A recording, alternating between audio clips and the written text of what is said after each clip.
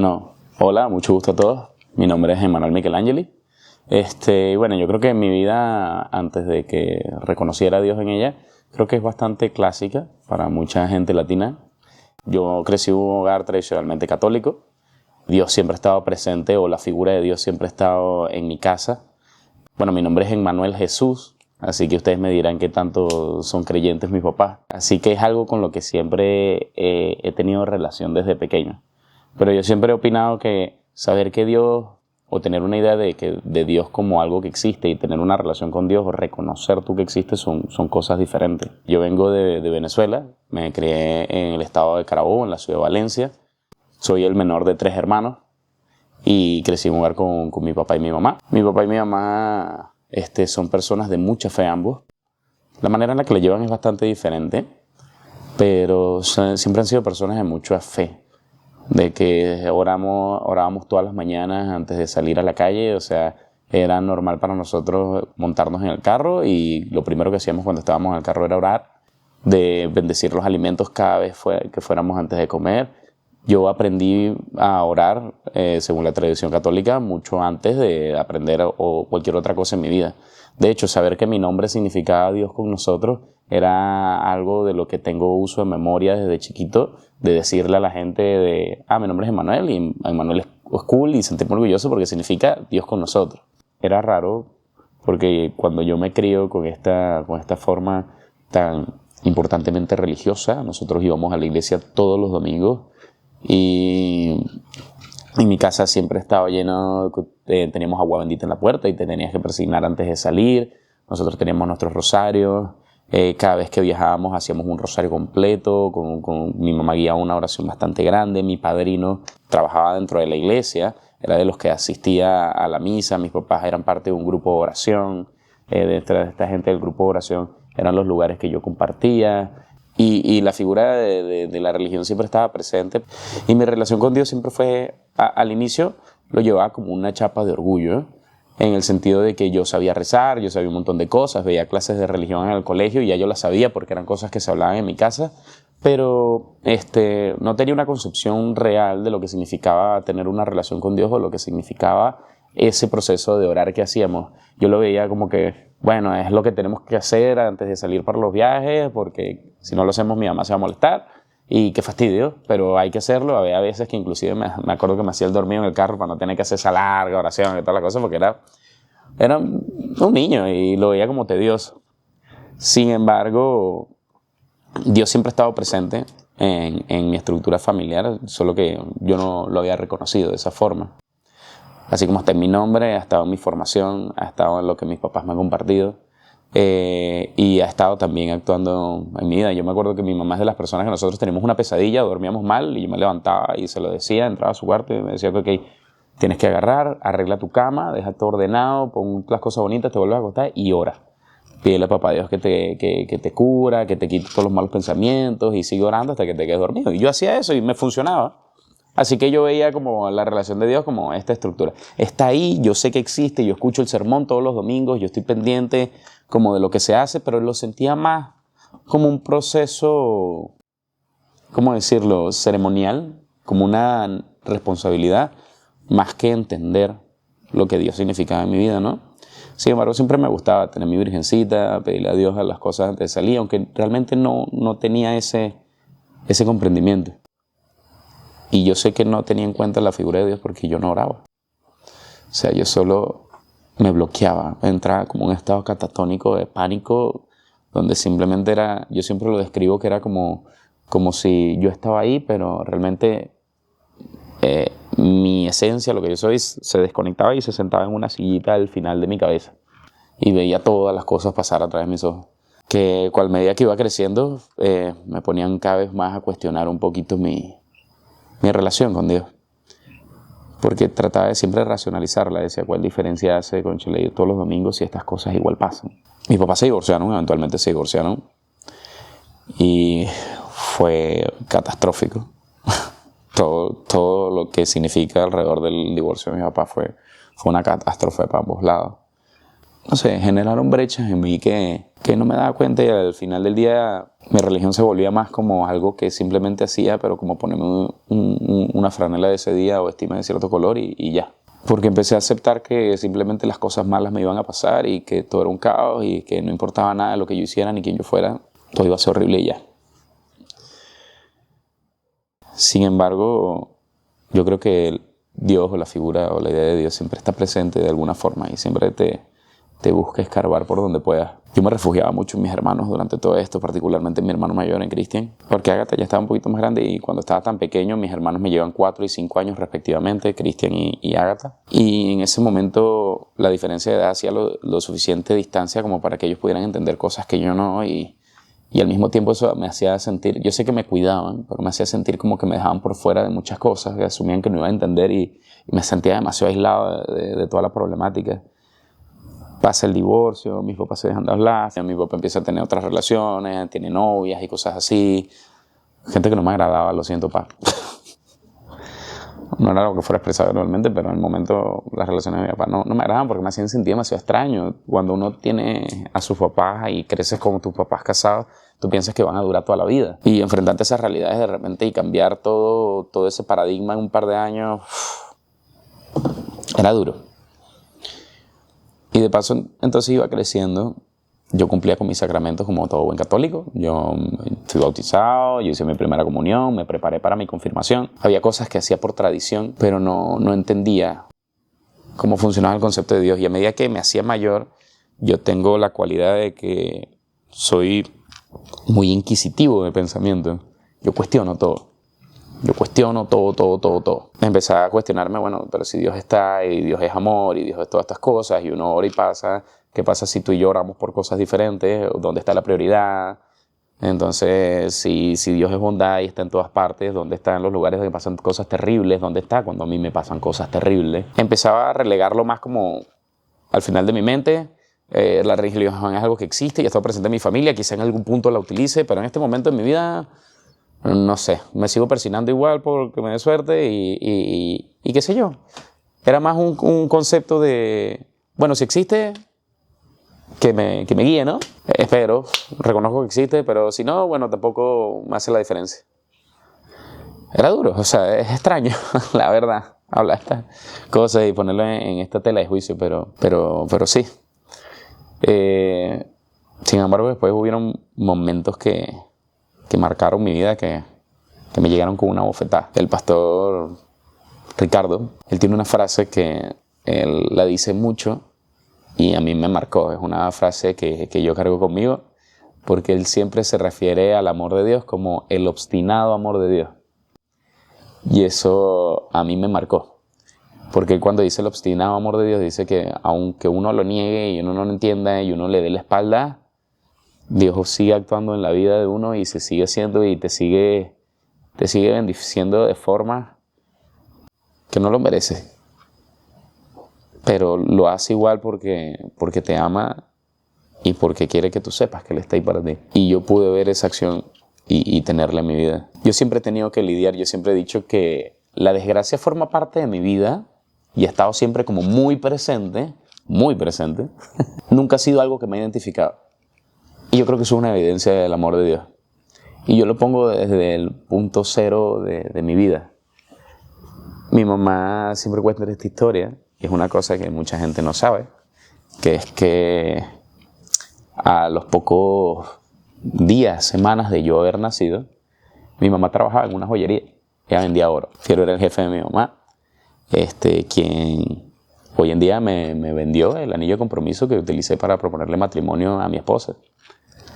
Pero sí, mi mamá trabajaba con Piero en la joyería, vendía oro para él. Y a las pocas semanas de haber nacido yo, ya como tenía todo esta pausa, este hiatus que le hacen a las mujeres por estar embarazadas y todas estas cosas, ella tenía que ir a la joyería. ¿Por qué razón específica? En este momento no me acuerdo, mamá, tú me corregirás. Pero ella fue a la joyería conmigo en un portabebé.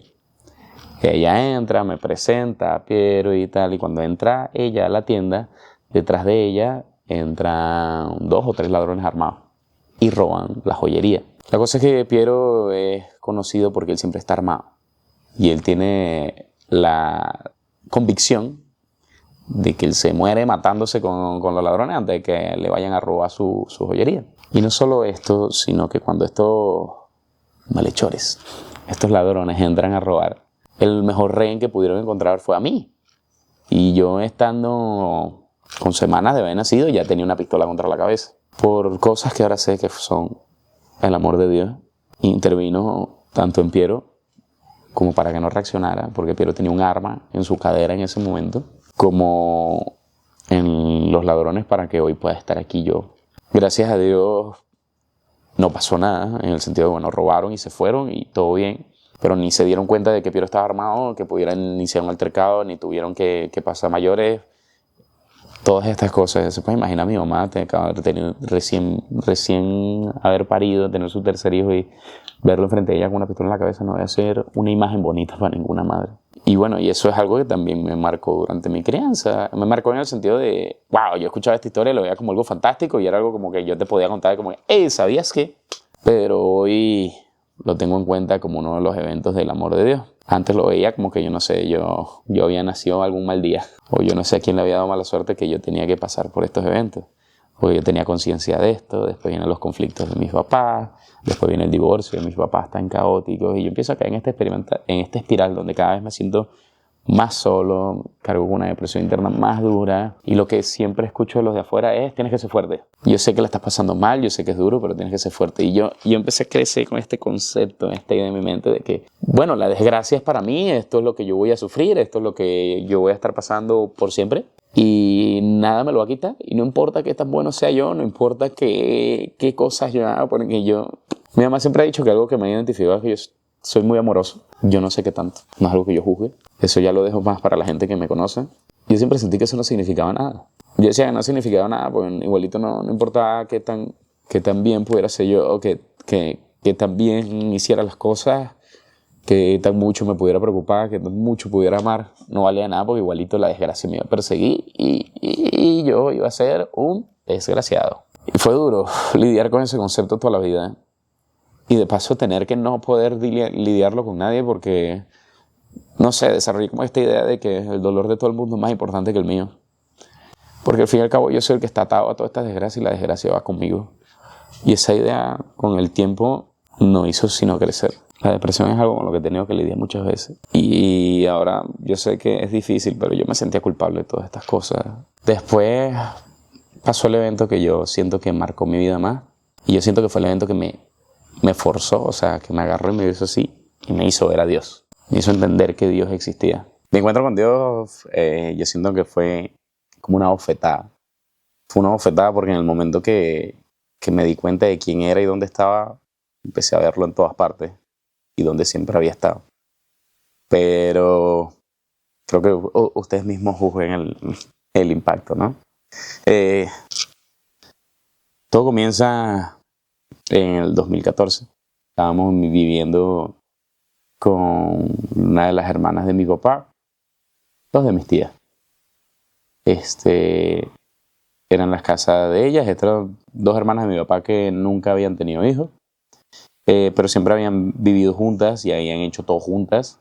Es la mayor de los hijos de mi abuelo y una de las menores de los hijos, o sea, de mi abuelo. Bueno, no el menor, porque el menor es mi papá, pero era gracioso que era de punta a punta y eran de matrimonios diferentes. Dos tías que siempre vivieron juntas. Una de ellas, mi madrina de bautizo. Y la otra, la madrina de mi hermano, de bautizo también. Nosotros vivíamos ahí con ella. Esa era una casa que ellas tenían, que siempre estaba abierta como a la familia. Como no tuvieron hijos, siempre recibían a todo el mundo ahí. Ahí iban mis primos, ahí iban mis tíos, los eventos de Navidad se hacían ahí. Y cuando nosotros nos vimos en esta posición sin hogar, y mi papá también, ahí empezamos a vivir nosotros. Mi relación con mis tías siempre ha sido complicada. Yo igual las quería mucho. Y más en aquel momento donde sentí que estaba tan solo y teníamos tanta necesidad y nos acogieron. Así que vivíamos ahí. Era febrero del 2014. Nosotros nos hallábamos en Caracas. Como les dije al principio, somos de Valencia. Pero estábamos a Caracas, que queda aproximadamente como unas 2 horas y más de Valencia. Estábamos visitando una prima que venía de tener un embarazo complicado. Estaba teniendo un embarazo complicado en ese momento. Ya había tenido como sustos de que podía perder el bebé, había necesitado donaciones de sangre, un montón de cosas. O sea, entonces habíamos decidido, eso fue alrededor del 12 de febrero, si no mal no me recuerdo, visitarla para ver cómo estuviera, quedarnos como el fin de semana con ellos, y mi tía estaba como muy preocupada y quería estar ahí. ¿Qué sucede? Para los que conocen la situación de Venezuela sabrán que alrededor de esa fecha son una de las épocas más difíciles en toda la parte del desabastecimiento, la inseguridad, época muy dura en Venezuela. De hecho, el 12 de febrero en Venezuela del 2014 fue cuando meten preso por primera vez a Leopoldo López. Como le decía, el 2014 fue una época muy inestable para Venezuela. Las guarimbas, que era lo que estaba ocurriendo en el momento, una guarimba básicamente eran protestas que se daban bastante agresivas, donde los protestantes se ponían a pelear con las guardias, cerraban toda la calle, se tiraban piedras, criminales se mezclaban dentro de la cosa, era muy violento, la gente salía herida, la metían presa, terminaban en el helicoide. Situaciones duras. Al momento no estábamos teniendo clases, me acuerdo, porque tanto era así que no querían que fueran a la calle, además de sumar la misma situación difícil que ya estaba viviendo Venezuela. Venezuela para ese momento era un país muy inseguro. Para gente que me pueda estar viendo en este momento que no sea de Venezuela o no tenga esa relación con la inseguridad, nada más para que tengan una idea, nosotros no tenemos la costumbre de salir de noche, escuchar una moto podría ser sonido que simbolizara tu muerte, porque ya los ladrones no eran una cosa que venían y te robaban, sino que te mataban, recogían lo que pudieran y seguían porque sabían que no les iba a pasar nada. O sea, era muy, muy inseguro. Cuando uno salía y estaba por ahí, te trataban de dejar temprano a la casa, y cuando te dejaban la casa era todo un proceso comando, porque era como que rápido, ten tus llaves en la mano, para en lo que abras la puerta, corres, cerraste y trancaste. Y una vez que hacías como todo este proceso así como muy acelerado y muy nervioso, y ya cuando estabas dentro era como que, estoy vivo. Sé que parece dramático, pero esto genuinamente era el día a día de nosotros. Yo era un adolescente, yo tenía 14 años en ese momento, y les puedo decir que yo no hacía estas cosas que para muchos adolescentes pueden ser normales ahorita, es quedarte en casa de un amigo a dormir, salir hasta tarde, ir para el cine. No. A menos que tú sabías que estabas con tu familia y estabas relativamente seguro e ibas a proceder los protocolos de seguridad correctos, era la única manera de que tú fueras. Si no, nada de eso. Y en una situación política tan inestable, peor todavía. Y en Venezuela uno no es ajeno al crimen. Yo me acuerdo tener experiencias de ir al colegio muy temprano en la mañana con mi papá, y cuando estamos avanzando en el carro justo antes de entrar a la fila para entrar al colegio, unos asaltantes salieran y ponerle armas en la gente y ves las pistolas rondando por ahí, y mi papá teniendo que meter retro y echaba 40 kilómetros por hora para atrás. Locura. A mis amigos constantemente los robaban en los buses, con cuchillos, con armas, con lo que fuera. Y uno siempre tenía una historia de un familiar, un amigo, un conocido que lo habían secuestrado. De hecho, en ese momento en Venezuela era muy popular lo que se conoce como un secuestro express. Si no eres familiar con este término, es básicamente los criminales van, te agarran, te montan en un carro y te ponen a pasear, te llevan que si pon ATM para sacar todo el dinero que puedan, te quitan todo lo que puedan en el momento, y esa misma noche por ahí te sueltan, si te sueltan con el favor de Dios. Ese era más o menos el ambiente. Bueno, estamos en Caracas visitando a esta prima, y cuando uno viaja tenías que viajar temprano, andar por la noche en Venezuela era peligroso.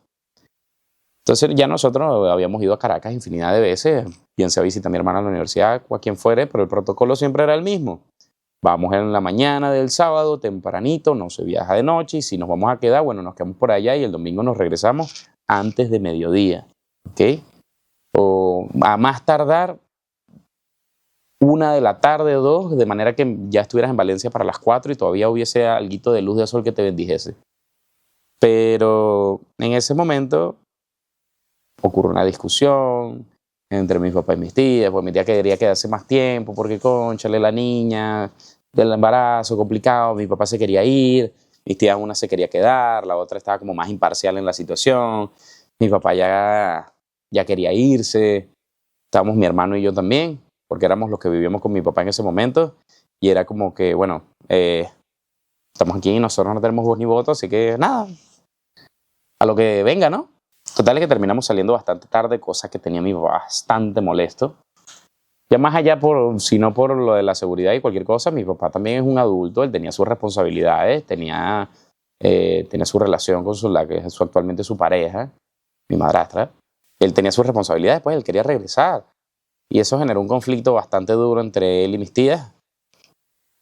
Entonces ya veníamos como en tensión, ya había una predisposición. Tal es que terminamos saliendo bastante tarde. Me acuerdo que como para aliviar el conflicto, una de mis tías, lo que voy a tratar de aliviarles un poquito es, voy a identificarlas como mi tía la mayor y mi tía la menor. Cuando le digo la mayor, bastante mayor, mi tía acababa de cumplir 70 años, poco antes, en enero, si no me equivoco. Bueno, en febrero, era un poquito antes. Mi tía tenía como una semana de haber cumplido años antes de que nos secuestraran. Acababa de cumplir sus 70 y había tenido un cumpleaños hermoso, había sido un momento muy emotivo para todos nosotros. De verdad, y yo creo que también para ella, porque me acuerdo que mi tía nunca fue una persona muy religiosa, para nada. De hecho, ella decía que ella creía en Dios, pero no creía en la religión. Eso era como que la frase de ella que le identificaba.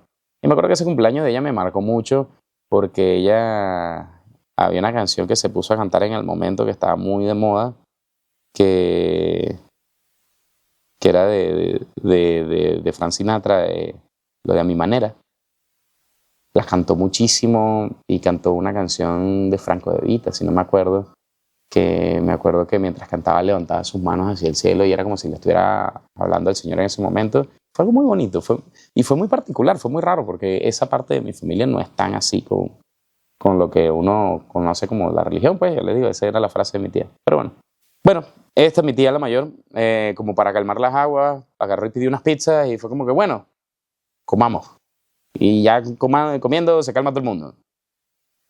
Y mi tía, la menor, tenía una frase que ella siempre decía cuando estábamos comiendo, que hasta ese día la dijo. Que ella siempre nos decía, coman y coman ahorita porque ustedes no saben cuándo vuelvan a comer. Qué impresionante lo que uno declara con la boca a veces, cómo puede afectar. Comemos, ambiente tenso, terminamos saliendo como a las 5 o 6 de la tarde de Caracas más o menos. Bastante más tarde de lo ideal. Viajábamos en la camioneta era de mi tía, una Fortuner, como 2012 por ahí, 2011. Ustedes saquen el año. Estábamos los 5 en la camioneta, iba mi papá de piloto, mi tía la mayor de copilota, mi hermano mayor a mi izquierda y mi tía la menor a mi derecha. Y ahí íbamos. Mi papá venía bastante molesto de que nos viniéramos tan tarde, el ambiente en el carro era súper incómodo, pero bueno, no era nada a lo que ya no estuviera acostumbrado. Se hace bastante tarde, la costumbre de Venezuela es, si tú estás en la calle, no estás en tu casa, constantemente tienes que estar avisando. A mi hermano y a mí hace relativamente poco se nos habían dañado los celulares. Tenemos celulares bastante terribles, eran como unos sencillitos así, como unos jaboncitos. Porque mi hermano nunca ha sido bueno con cuidando los teléfonos y en ese momento particularmente yo tampoco. Cuando veníamos bastante cerca de la casa, ya era de noche, casi 7:30, tenía un par de primos que estaban en la casa ya esperándonos, les veníamos avisando como que veníamos cerca, estábamos yo creo que a unos 15 minutos del portón del PH, de la residencia, y veníamos detrás de un carro que iba bastante lento y ese tramo antes de llegar a la casa estaba lleno de reductores de velocidad. Porque era una vía como rural, por decirlo de alguna forma, entonces para evitar que la gente manejara demasiado. Entonces esta persona iba cada vez más lento y más lento sobre los reductores y en una simplemente se para sobre el reductor y clava los frenos muy fuertemente, cosa que obliga a mi papá a frenar y antes de poder reaccionar de cualquier manera llega otro carro más desde atrás que también lo bloquea y cuando vemos esa imagen para mí fue muy traumática. Me acuerdo que fue cuando el miedo te invade. Se abren las puertas del carro del frente y salen hombres armados con fusiles de asalto, cosas bastante grandes. FAL, si eres familiarizado con las armas. Con unos FAL y subfusiles y cosas, y de atrás vienen más y empiezan a encañonarnos por todas partes y el pánico invade. O sea, mi tía empieza... ¡Ay Dios! Y yo, como les dije antes, una cosa que me caracterizaba, ahí es donde me desconectaba, me iba a mi sillita atrás de mi cerebro y congelado totalmente. Solo podía ver cómo la cosa pasaba y en el momento empiezan, le hacen señas a mi papá que desbloquee, mi papá no tiene tiempo de reaccionar, estamos rodeados por armas por todas partes. Abren la puerta y el primero que sacan es a mi hermano, lo agarran y lo jalan como si fuera un muñeco de trapo y se lo llevan al carro al frente y lo lanzan. Yo veo como lo montan el carro, se montan los tipos con él y aceleran y se van como a 200. Vienen dos más y abren las puertas de este lado y toman a mi papá y toman a mi tía la menor y se la llevan también y se la montan en el carro de atrás y mi tía la mayor y yo estamos en pánico, o sea, yo no me muevo, no proceso nada de lo que está pasando. Me acuerdo que en ese momento yo tenía un rosario, porque siempre me ha gustado tener rosarios, a pesar de que mi relación con Dios era tan complicada, siempre me hacía sentir seguro tener esas cosas. Tener mi rosario, tener mi estampita de la Virgen, una estampita de un santito que me regalaran en la cartera. No lo sé, a pesar de que mi relación con Dios era tan complicada en el momento, me hacía sentir bien. Igual como que no creyese mucho o no estuviese como muy abocado a creer o entender cómo funcionase o inclusive creer que funcionase. O sea, sí, se sentía bien. Saber que estuviera ahí contigo y te apoyara.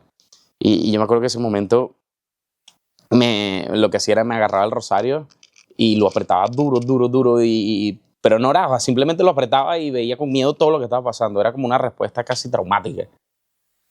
Se monta un tipo a manejar y agarra y acelera. Y yo estoy solo, así como me ven, así aquí sentado, solo sentado, entendiendo que se acaban de llevar a mi papá, a mi hermano, a mi tía, y que yo con mi tía la mayor, y es tan difícil describir el sentimiento.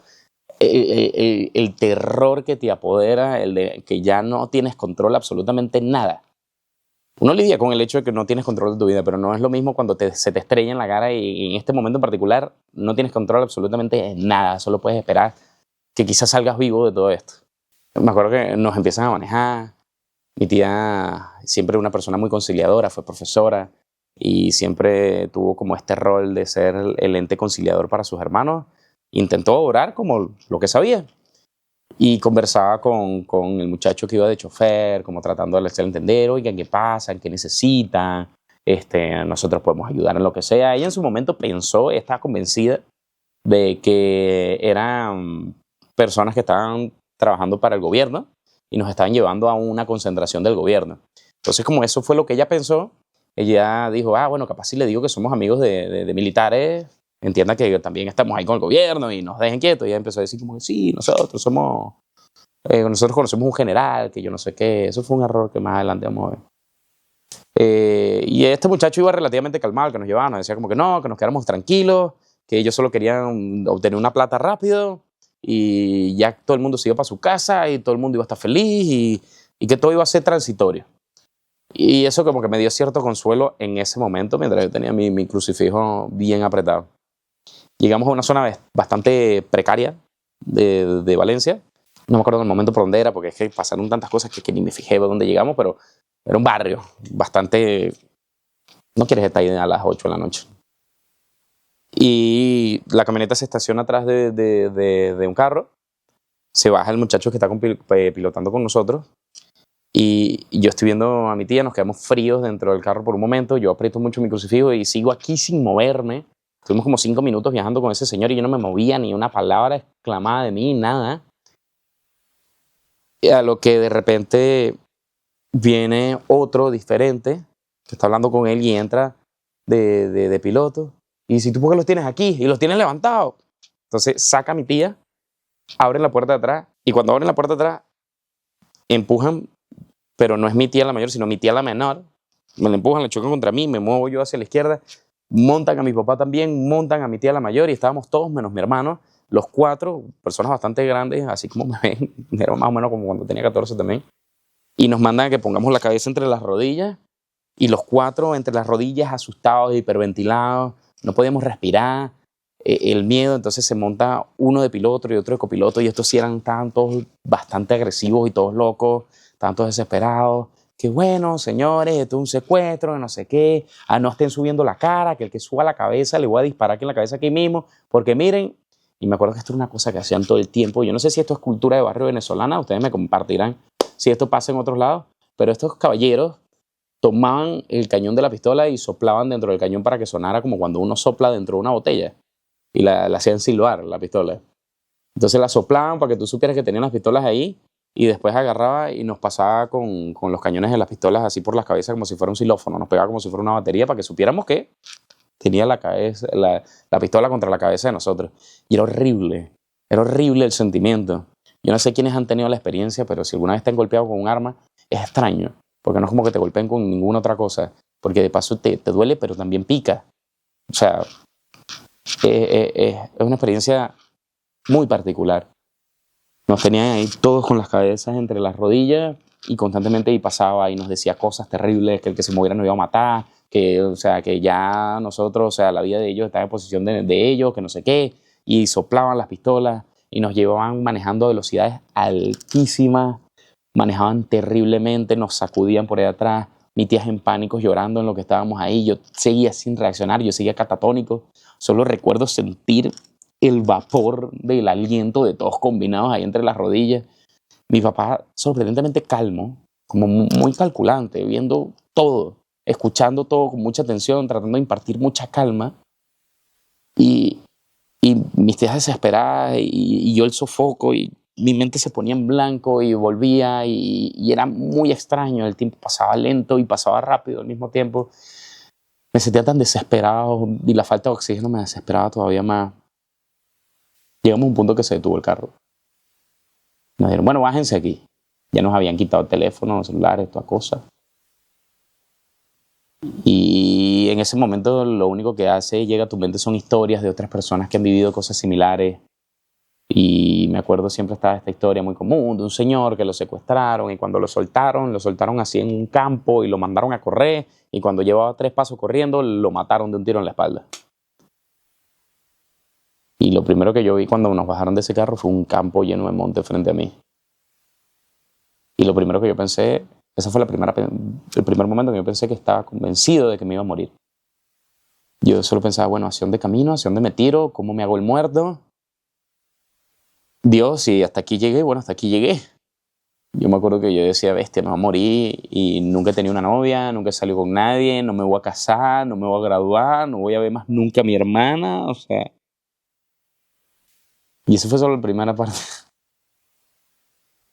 Nos bajan, mis tías estaban bastante sofocadas, mi tía la menor no podía caminar bien porque la posición incómoda no le respiraba, no le llegaba sangre a la pierna. Y ellos todos te desesperan, muévete, apúrate, que no sé qué, y el cañón de la pistola aquí, y el empuje contra la cabeza, y el fusil contra la costilla, y el miedo, y caminen. Y mi tía no podía pararse, se le había dormido el pie, entonces tuve que medio cargarla y darle el apoyo como para que camináramos, y yo solo podía pensar, Dios mío, ¿a dónde me tiro? ¿Dónde me meto ahora? ¿Dónde caigo? ¿Y cómo hago? Porque ahora tengo mi tía encima y no podemos correr, ¿y qué hago? ¿Y dónde está Cristian? Yo decía, si yo me voy a morir aquí, yo no sé si mi hermano está muerto ya o qué me va a pasar. Y Dios santo, era tanto pensamientos que invadían mi mente en ese momento y solo me quedaba frío. Empezamos a caminar, caminamos como unos 15 minutos y yo solo estaba esperando el momento en el que escuchara un disparo o en el que nos mandaran a correr. Hasta que de repente llegamos a una zona con un monte un poco más alto, unas hojas de monte bastante elevadas. Las separamos. Y dentro de ese monte había como un claro, había como una pequeña casita, digámosle una chocita, y nos hacen caminar, darle la vuelta, y al lado de la chocita había como una mesa de concreto, y cuando vemos la mesa de concreto todo estaba muy oscuro, no había luz de ni nada, nos alumbraban era con medio los celulares y linternas.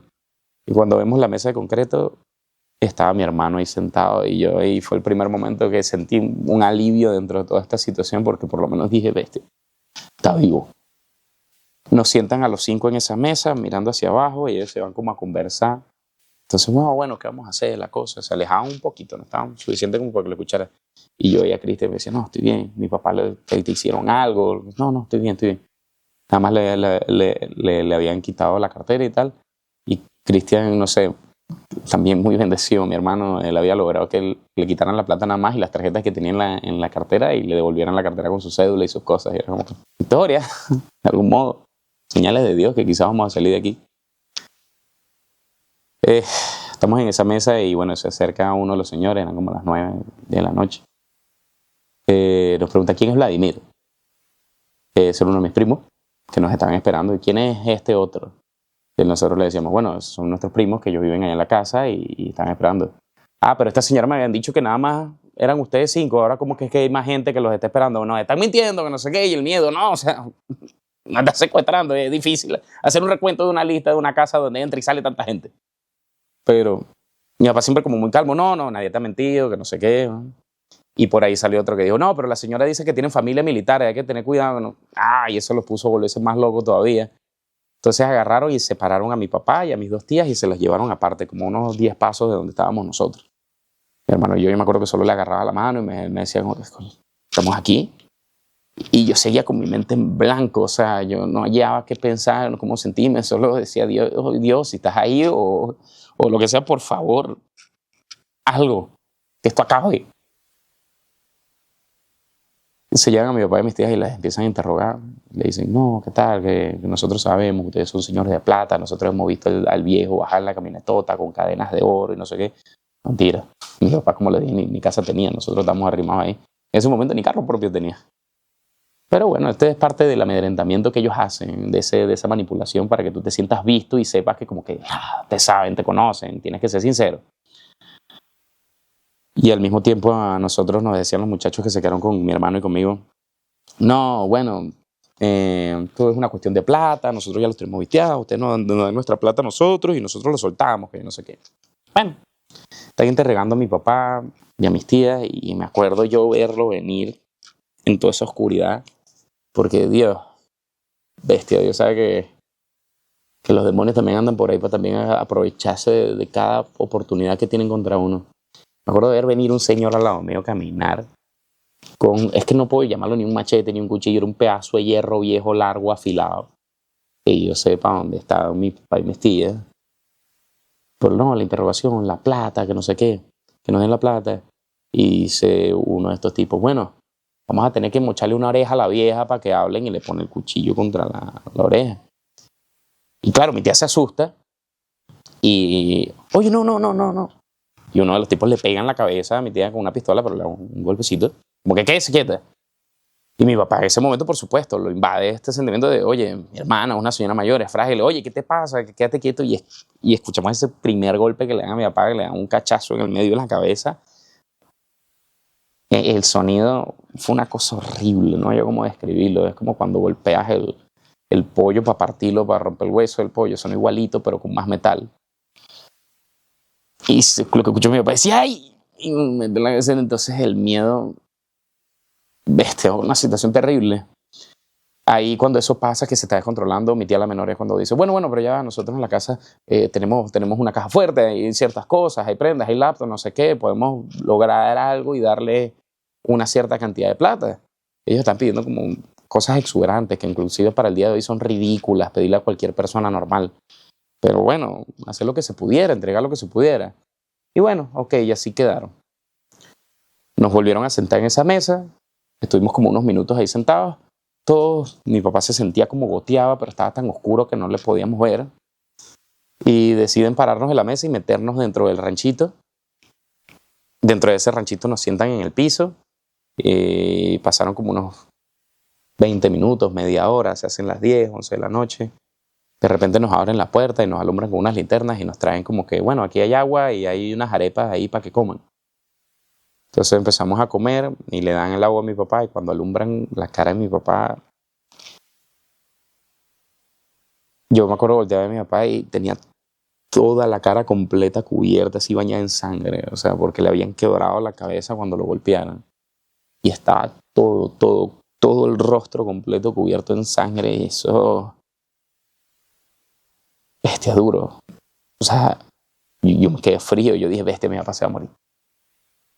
Y me acuerdo mis tías también conmocionarse con la imagen y empezar a ir del agua que le daban para beber, a echarle, a lavarle, a quitarle toda esa sangre de la cara, porque por lo menos. Pero fue duro.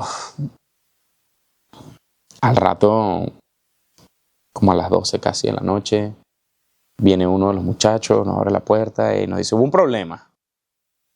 ¿Cómo que hubo un problema? No, bueno, nosotros hablamos con la gente que estaba allá, con los sobrinos de ustedes, para que nos dieran el dinero. Y fueron con la policía, nos hicieron una redada, casi nos matan. Bueno, total es que el jefe, el que está cuadrando aquí la cosa, está molestísimo y quiere hablar con ustedes. Quiero hablar con la doña, que fue el que le dijo que ella es la dueña de la casa. Y habla con mi tía y le empieza a decir, no, que estos muchachos tuyos, ellos quieren que ustedes se mueran, porque cuando nosotros fuimos para allá, estaban esperándonos con la policía y hubo un tiroteo, una cosa, casi se muere uno de los muchachos. Ahora yo tengo que ver, porque los muchachos me están pidiendo que yo mate a uno de ustedes, porque todo esto, y de paso en altavoz yo no escuchaba todo eso y yo nuevamente congelado. Un solo pensamiento dentro de mi cabeza no pasaba. Es extraño, yo siempre describía que el sentimiento cuando estás secuestrado es como esas veces cuando tratas de dormir en el bus, pero realmente no duermes, o en un avión. Entras como una especie de limbo, de trance, o sea que duermes, pero no duermes, solo estás como con los ojos cerrados, pero tampoco estás despierto. Bueno, aquí vives, pero no vives, no estás vivo realmente porque no eres dueño de tu tiempo ni sabes qué va a pasar en cualquier momento. Y este tipo hablando de muerte, de cosas, y tú no sabes en qué momento uno de esos va a venir, patear la puerta y darte un tiro en el pecho. Es horrible, o sea, es horrible, no eres dueño de ti, ni de lo que te pase, ni de nada. No sabes qué va a hacer de ti en cualquier momento. Me acuerdo que este tipo hablaba con mi tía y le expresa toda la situación y empieza a negociar con ella. Ahora queremos más plata, yo no sé qué, nosotros lo que queremos es nuestra plata.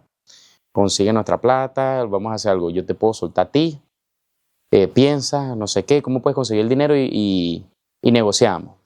Y deja de hablar con él.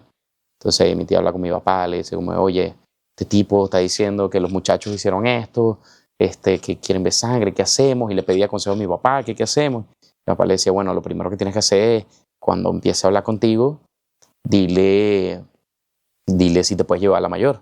O sea, dile si te la puedes llevar contigo, si la puedes sacar de aquí, porque, oye, o sea, y si no te deja, bueno, pregunta por los muchachos, pregunta por Emmanuel, que es el más pequeño, por lo menos.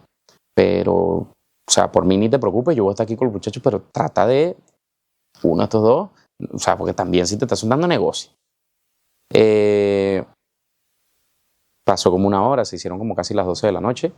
El tipo vuelve a llamar, tiene la misma conversación con mi tía, queremos el dinero, queremos tanto, y ella le dice, bueno, yo lo puedo conseguir, yo tengo amigos, yo tengo contactos, yo puedo ver qué podemos hacer y conseguirte lo que tú me estás pidiendo. Déjame llevarme a mi hermana.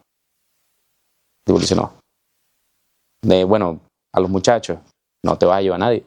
Te vas tú, no se va nadie y acabamos esto de una vez. Ahí habla con mi papá. Mi papá le dice, bueno, vete, ve, tienes nuestras vidas en tus manos. Yo confío en ti, yo sé que tú vas a hacer todo lo necesario y sé que estamos bien. Dependemos de ti. O sea, tú en este momento eres nuestro salvavidas. Le pedimos la bendición a mi tía, hablamos y todavía yo lo recuerdo como una masa borrosa de cosas, o sea, de sentimientos de miedo, de esperanza y de otra vez de un hoyo negro. Yo recuerdo escuchar cuando mi papá le dice que se lleve a Manuel y yo pensar como de una forma muy egoísta y decir, sí, por favor, sáquenme de aquí, yo no quiero estar, pero al mismo tiempo me invadía el miedo de, pero ¿y si me voy? Ellos quedan aquí, ¿qué pasa? Y Dios sabe por qué hace las cosas, de verdad, y yo siento que si en ese momento a mí me hubiesen sacado y ellos se hubiesen quedado ahí, yo no hubiese estado con ellos, no sé, quizá el sentimiento de culpa hubiese sido peor. No era algo que fuera ajeno a mí, ya les he dicho todo esto de cómo me sentía yo como un imán de desgracia. Pero bueno, llega un poquito la madrugada, 2, 3 de la mañana, se llevan a mi tía, la menor, quedamos mi papá, mi tía mayor, mi hermano y yo. La despedimos, mi papá la encomienda en nombre de Dios y aquí la esperamos. Y ella se va. Nosotros nos dejan toda la noche, supuestamente para que durmamos o qué sé yo, pero nadie duerme. Yo me acuerdo que nos tenían tirados en el piso, no podíamos estar de pie, gracias a Dios no nos amarraron. Y la regla era que cada vez que entrara uno de ellos había que mirar el piso y esperar instrucciones. Y era un espacio como de unos, 2 metros cuadrados, 3 metros cuadrados, y todos tirados en el piso ahí esperando. Mi hermano y yo recuerdo que buscábamos la habitación, la revisábamos. Él en un determinado punto vio que había una baldosa suelta y se ponía a jugar con la baldosa suelta. Yo entraba en estos estados catatónicos donde no me movía y me acuerdo que mi papá me daba la mano y me decía que todo iba a estar bien. Mi tía hablaba mucho, mi tía nos decía que ella estaba pidiendo señales, que nos quedáramos tranquilos, que de esto se salía, que nos acordáramos de otro primo que lo habían secuestrado y lo habían rescatado. Tiene esta historia de que llegaron helicópteros de la Fuerza Armada Colombiana y que los había salvado cuando lo iban a vender a las FARC y todas estas cosas. Entonces ellos trataban como mantener la esperanza. Yo estaba completamente perdido, yo no decía nada. Yo me acuerdo de repente, volteaba a ver a mi hermano y mi hermano se me quedaba viendo y me decía, hey, Enma, me decía, #secuestrados. Y me reía. Dios sabe si yo no hubiese aguantado este tipo de cosas solo. Sé que suena extraño darle gracias a Dios porque alguien más estuviese secuestrado, que yo le doy gracias a Dios de verdad que estaba secuestrado con la gente con la que estaba. Si no, no siento que fuera la persona. No siento que hubiese podido salir de ahí. De verdad que no. Mi papá se acercaba a mí y yo tenía tanto miedo y yo me acuerdo, yo no pensaba en nadie, yo solo pensaba en mi mamá, mi hermana, mis abuelos, toda la gente que no iba a volver a ver más nunca. Yo no pensaba en graduación ni nada, yo pensaba en mi hermana, mi mamá, qué horrible, no lo voy a volver a ver más nunca, cómo iba a sufrir mi hermana cuando, si nos fueran a matar nosotros ahí, o sea, eso era los únicos lugares donde iba mi mente y de repente sentía una mano de mi papá en mi espalda que era lo que me anclaba y era como que todo está bien, hagan caso, ustedes están conmigo, todo va a estar bien.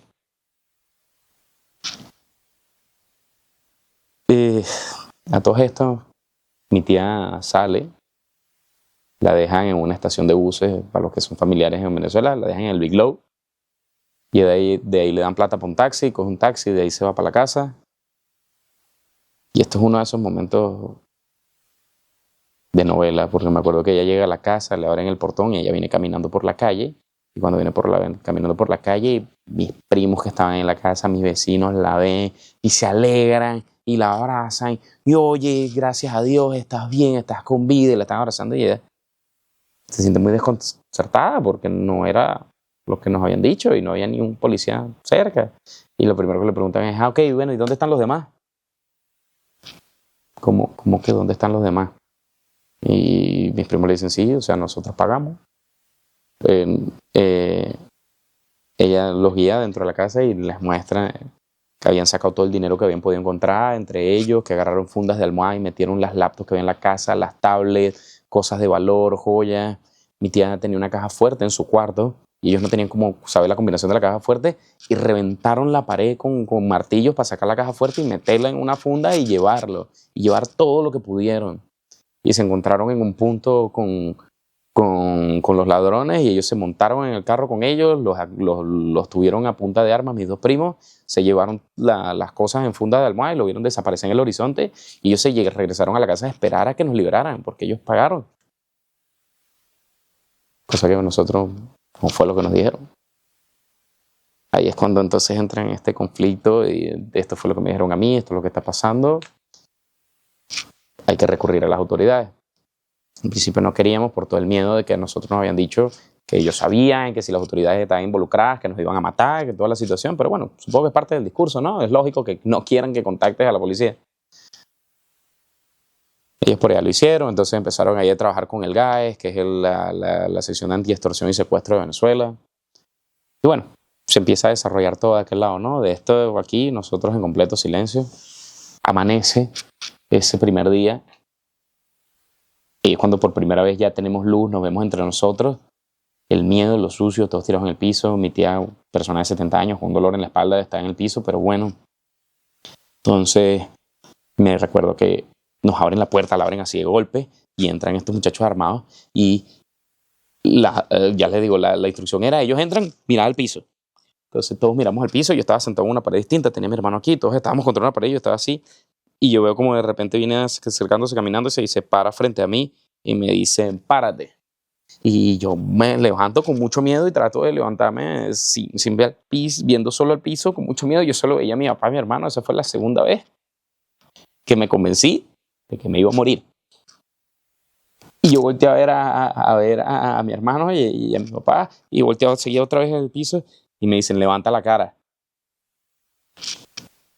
Yo no había cómo explicarles el pánico que entró a mi alma cuando me dicen levanta la cara y yo le dicen, no, pero si le veo la cara, no, o sea, no.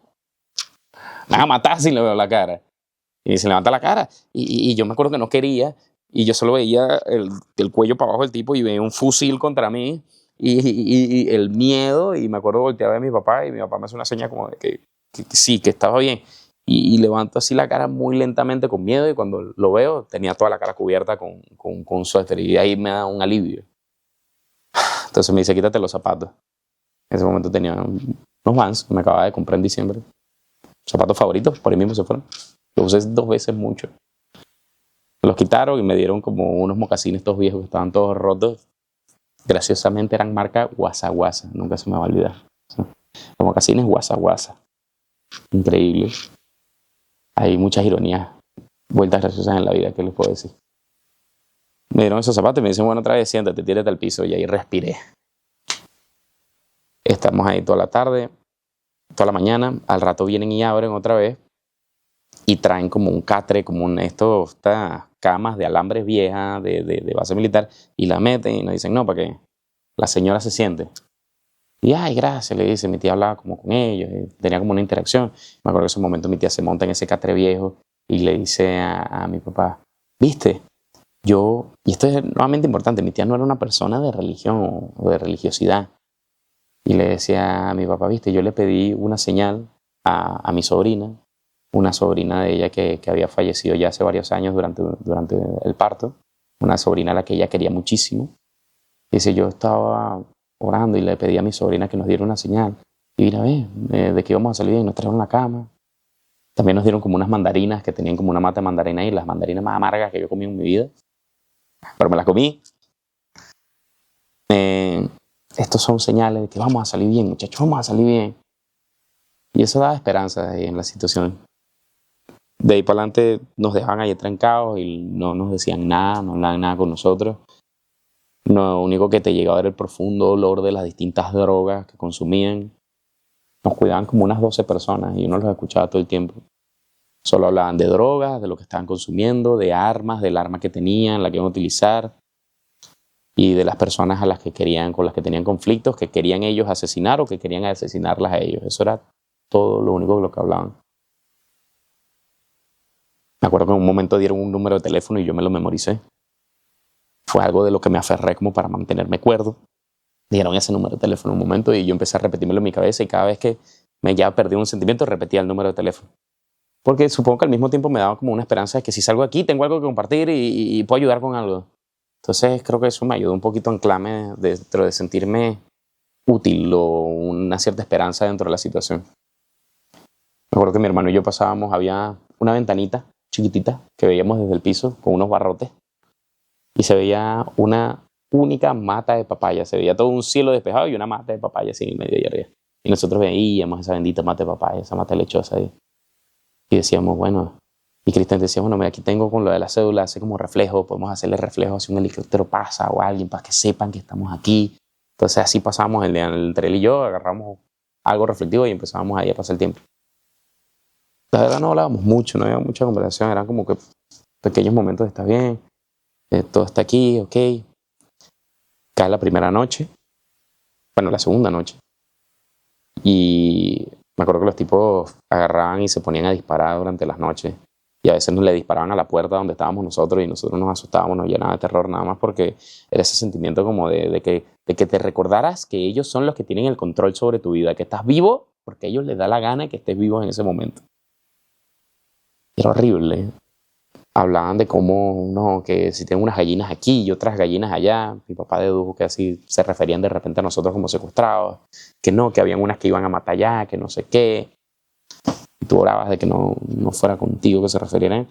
Y nuevamente, mi mente le invadieran sentimientos de dónde está mi mamá, de Dios, si tú estás ahí, me escuchas, por el amor a Dios, sácame de aquí. Esa primera noche cae y el tipo vuelve a llamar. Ahora pide hablar con mi papá y le dice ahora que mi tía que se había contactado con la seguridad y que no le estaba pagando, que si se había vuelto loca, que yo no sé qué. Y mi papá le dijo que tuviera calma, que tuviera paciencia, que como que aguantara. Y bueno, te libero a ti, no te libero, ¿qué hacemos? Y mi papá, no, dale tiempo, que yo confío en mi hermana y todo va a estar bien. Hasta ahí llegó esa interacción. Pasamos otra noche terrible, entre tratando de dormir. Me acuerdo que esa noche mi hermano se puso abajo una baldosa que estaba floja y la revienta. Se parte la baldosa. Y mi papá lo ve y mi papá cambia de color. Y le dice, muchacho, tú eres loco. Porque de paso quedó como una forma así triangular, como medio un objeto punzo cortante. Pero le dice, hazme el favor y acomoda eso y ponlo de una manera que no se vea que eso está roto. Y fue como con el miedo y le dice, Cristian. Él la acomoda y otra vez.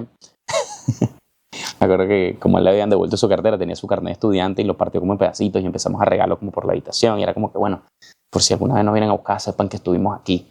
Y escondimos como un pedazo grande del carnet de estudiante debajo de esa baldosa rota. Y todos lo pusimos como dando señales, haciendo como una flechita. Amanece la mañana siguiente. Esa noche nos dieron comida. Otra vez unas arepas con todo otra vez. Y un poquito de agua. Nos daban que pastillas, que ellos tenían que no, que quién toma pastillas, quién no toma pastillas, se siente mal, lo que sea. Y me acuerdo que mi tía la mayor se las aceptaba, pero no se las tomaba por miedo a que la estuvieran drogando o algo así. Más adelante descubrimos que eran que las mismas pastillas que ella tenía en su cartera, pues entonces simplemente se las estaban dando por si acaso. Pero igual el miedo de la situación, uno nunca sabe. Uno nunca sabe. Y ella lo que hacía es que se las escondía en el brasier y fingía que se las había tomado. Pasamos esa primera noche, amanece el siguiente día, no tenemos información de nada, solo de otra vez estos tipos disparando contra la puerta, la golpeaban, el miedo, escucharlos disparar todo el tiempo. Me acuerdo que cuando disparaban aleatorio decían tranquilos que no es con ustedes, y después decía otro por ahí todavía, y se reían. Los días eran tan extraños, era como estar en un hospital, tú no sabes qué hora es, ni cuándo es, ni cómo es. De repente fue muy extraño porque vienen y ¡pum! Abren una puerta así de golpe, un carajo armado con la cara cubierta, entra de golpe, patea la puerta y nosotros estamos ahí en el piso y nos ve y se va y deja la puerta abierta. Y nosotros estamos ahí como viendo a la expectativa de qué pasó, pero la puerta quedó abierta. Entonces nosotros lo que hacemos es que nos acostamos en el piso y mi papá nos dice como que, oye, puede ser que esté pasando la operación militar, todo el mundo quédense para abajo porque se empieza a llover balas, barriga, entonces ok, todos aquí para arriba contra el piso y tal. Entonces estamos viendo, la puerta está abierta, la puerta está abierta. ¿Y si salimos? ¿Y si nos asomamos? Y es lo primero que pensamos, por lo menos mi hermano y yo, y mi papá me dice, todo el mundo quieto y aquí nadie pase esa puerta porque ustedes no saben si ellos mismos están esperando allá porque lo que quieren es una excusa para matarnos y decir, ay, se iban a escapar, toma. Vimos un perrito pasar y yo me acuerdo que ese perrito me anclaba a la realidad. Yo sabía que había un perro porque ya lo había escuchado antes y ahí como que lo vi pasar o lo escuchaba pasar y yo decía como que hay un perrito y mi Cristian me decía, oye, hay un perro y me decía como que, oye, ¿cómo te imaginas que sea el perro? O no sé qué. Y me trataba como de mantener cuerdo y como con eso sobrevivíamos. Pasamos como una hora quizás, no sé, era tan difícil medir el tiempo en ese momento hasta que de repente llega un muchacho y nos dice, no, salgan, vámonos, vamos. Todo el mundo viendo para abajo y salgan, vamos caminando.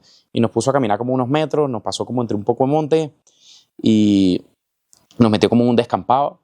Y ahí, no, y arrodíllense aquí, que es que la policía anda cerca, que yo no sé qué, que su tía, que le dijo a la policía y como que quieren que nosotros los matemos. Y vino uno, se nos acercó y que miren, nosotros fuimos a la casa a buscar el dinero y miren que me raspé el brazo huyendo por una reja porque me empezó a disparar la policía y que yo no sé qué. Y nos mostró un raspón horrible que tenía en el brazo. Y este terror era como que, concha, ¿será que nos matan aquí en este campo? ¿Será que no? Estuvimos como un momento ahí agachados y después fue como que, no, bueno, ahora vámonos, caminen un poquito más y nos llevaron como a otro claro donde había como unos bosques y una hamaca en el bosque y nos sentaron como en esa hamaca los cuatro sobre la hamaca viendo hacia el monte donde habíamos venido y los ladrones atrás de nosotros, como unos 3 o 4 y ahí nos sentaron y nos quedamos ahí. Entonces, bueno, no, ahora nos vamos a quedar aquí. Y estábamos sentados ahora así, todos en filita en esa hamaca, viendo hacia el frente. Y en ese momento habían dos que estaban con nosotros y mi papá se pone a conversar mucho con uno. Y ese como que le decía como que no, nosotros queremos salir de esto, viejo, nosotros esto no nos gusta, cada día que nosotros tenemos aquí con ustedes es pérdida de plata, es peligro para nosotros. Y mi papá negociaba mucho con él, pero bueno, ¿qué podemos hacer? Y nos decían, nosotros solo queremos de nuestra plata. Y mi papá empezó a referirse a él como Ángel, que concho, le puedo hablar contigo, puedo decirte Ángel para tener una idea, para tener una referencia. Que sí, bueno, está bien, bueno, Ángel, pero mi papá como que estaba tratando de negociar y ver qué podía hacer por nosotros. Y hablaba con él, el tipo era como que más razonable, era como que no, nosotros solo queremos nuestro dinero y ya, de verdad. Mi papá le decía, bueno, pero ustedes me conocen, ya tienen mi número, ya saben quién soy, nosotros podemos cuadrar y buscamos lo de la plata de ustedes y salimos de aquí. Y el chamo como que lo consideraba. El otro que sí estaba con él estaba como más loco.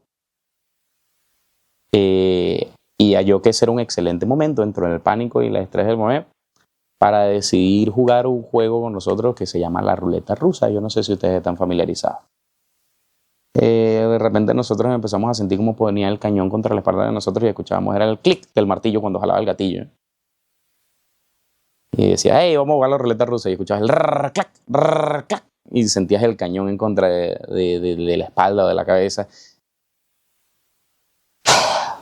Tercera vez que pensé que me iba a morir. Si llevan la cuenta. Y el ángel que venía hablando con mi papá le dijo como que, oye, ya, déjalos quietos, ya están suficientemente asustados. ¿Tú qué quieres? Que se caguen encima. Y disculpen mi francés, pero que se caguen encima. Y ahí como nos soltó y se reía, o sea, y se reía de una forma así como, Me acuerdo que él tenía tanto pánico en ese momento y sentía el sudor frío bajarme por la nuca y a todo esto mi cabeza vacía. Solo pensamientos de muerte o bueno, ¿qué podemos hacer para salir corriendo? Entras como en un estado de supervivencia donde lo que quieres es salir de ahí. ¿Cómo? No lo sé. ¿Cuándo? No lo sé, pero sáquenme de aquí a cualquier costo, a lo que sea.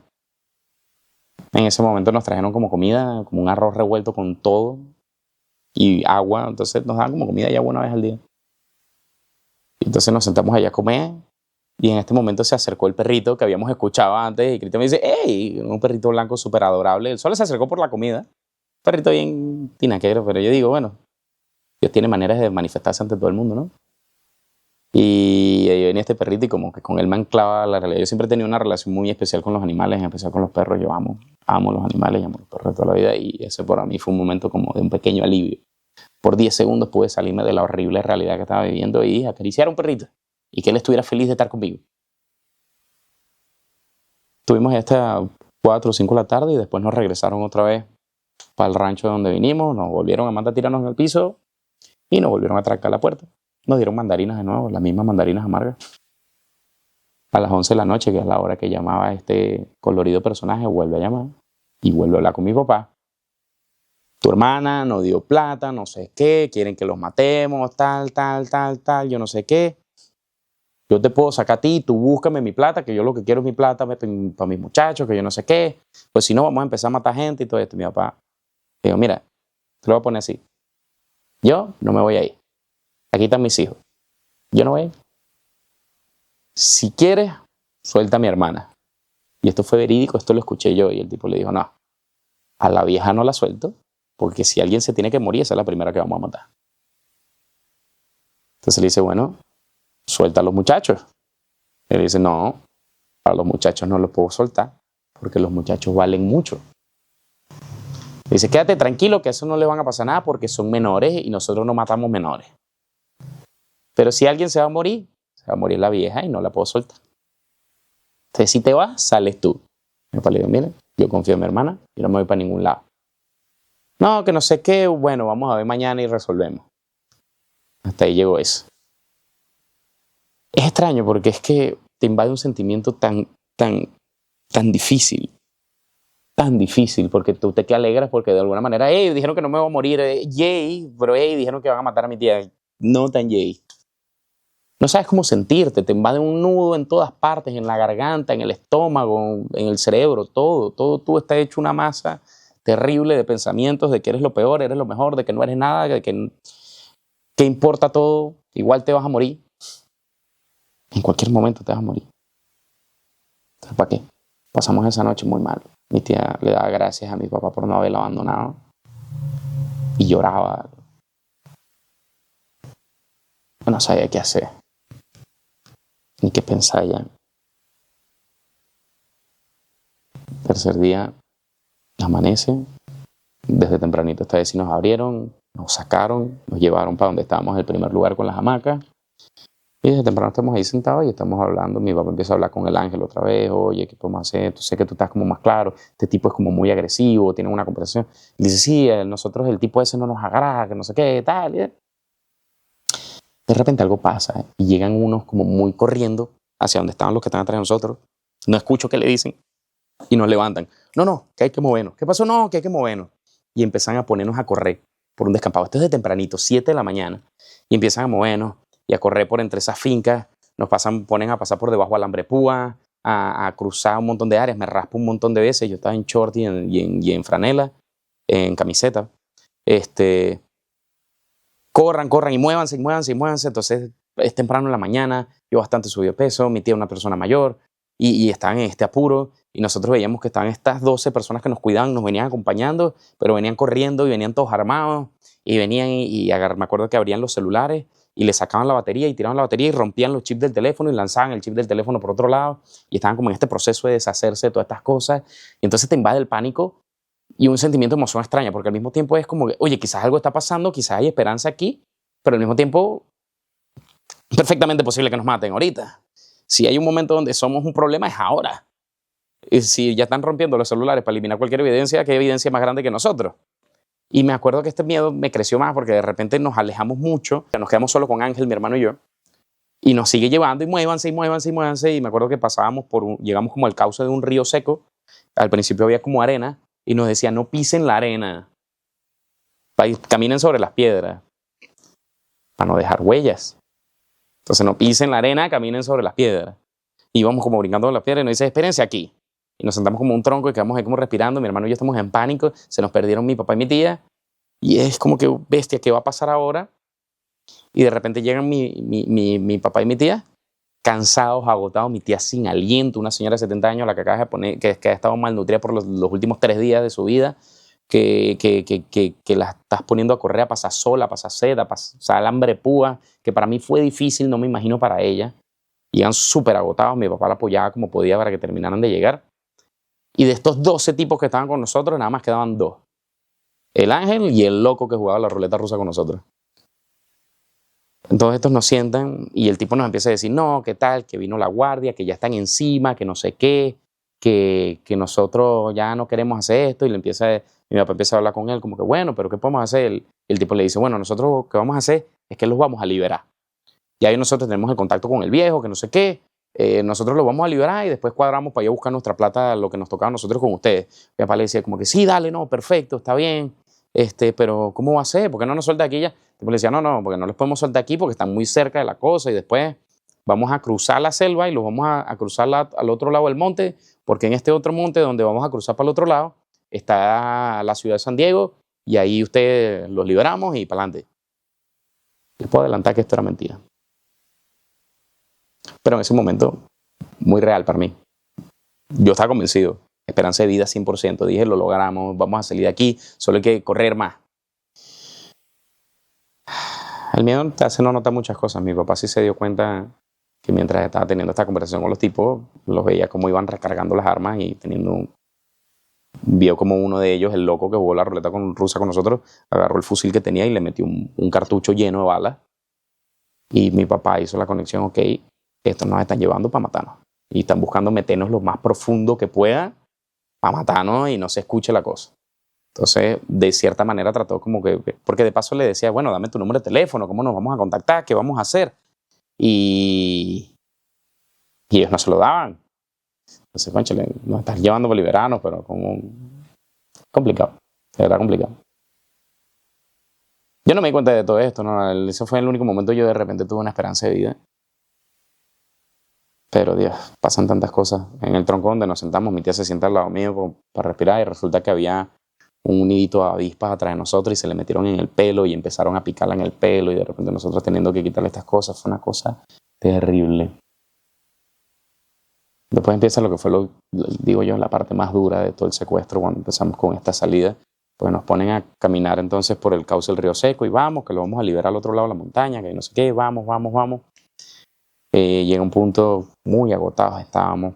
Estuvimos caminando como de las 7 de la mañana casi hasta las 10, podría ser, en una caminata carrera, brincando cercas y qué sé yo.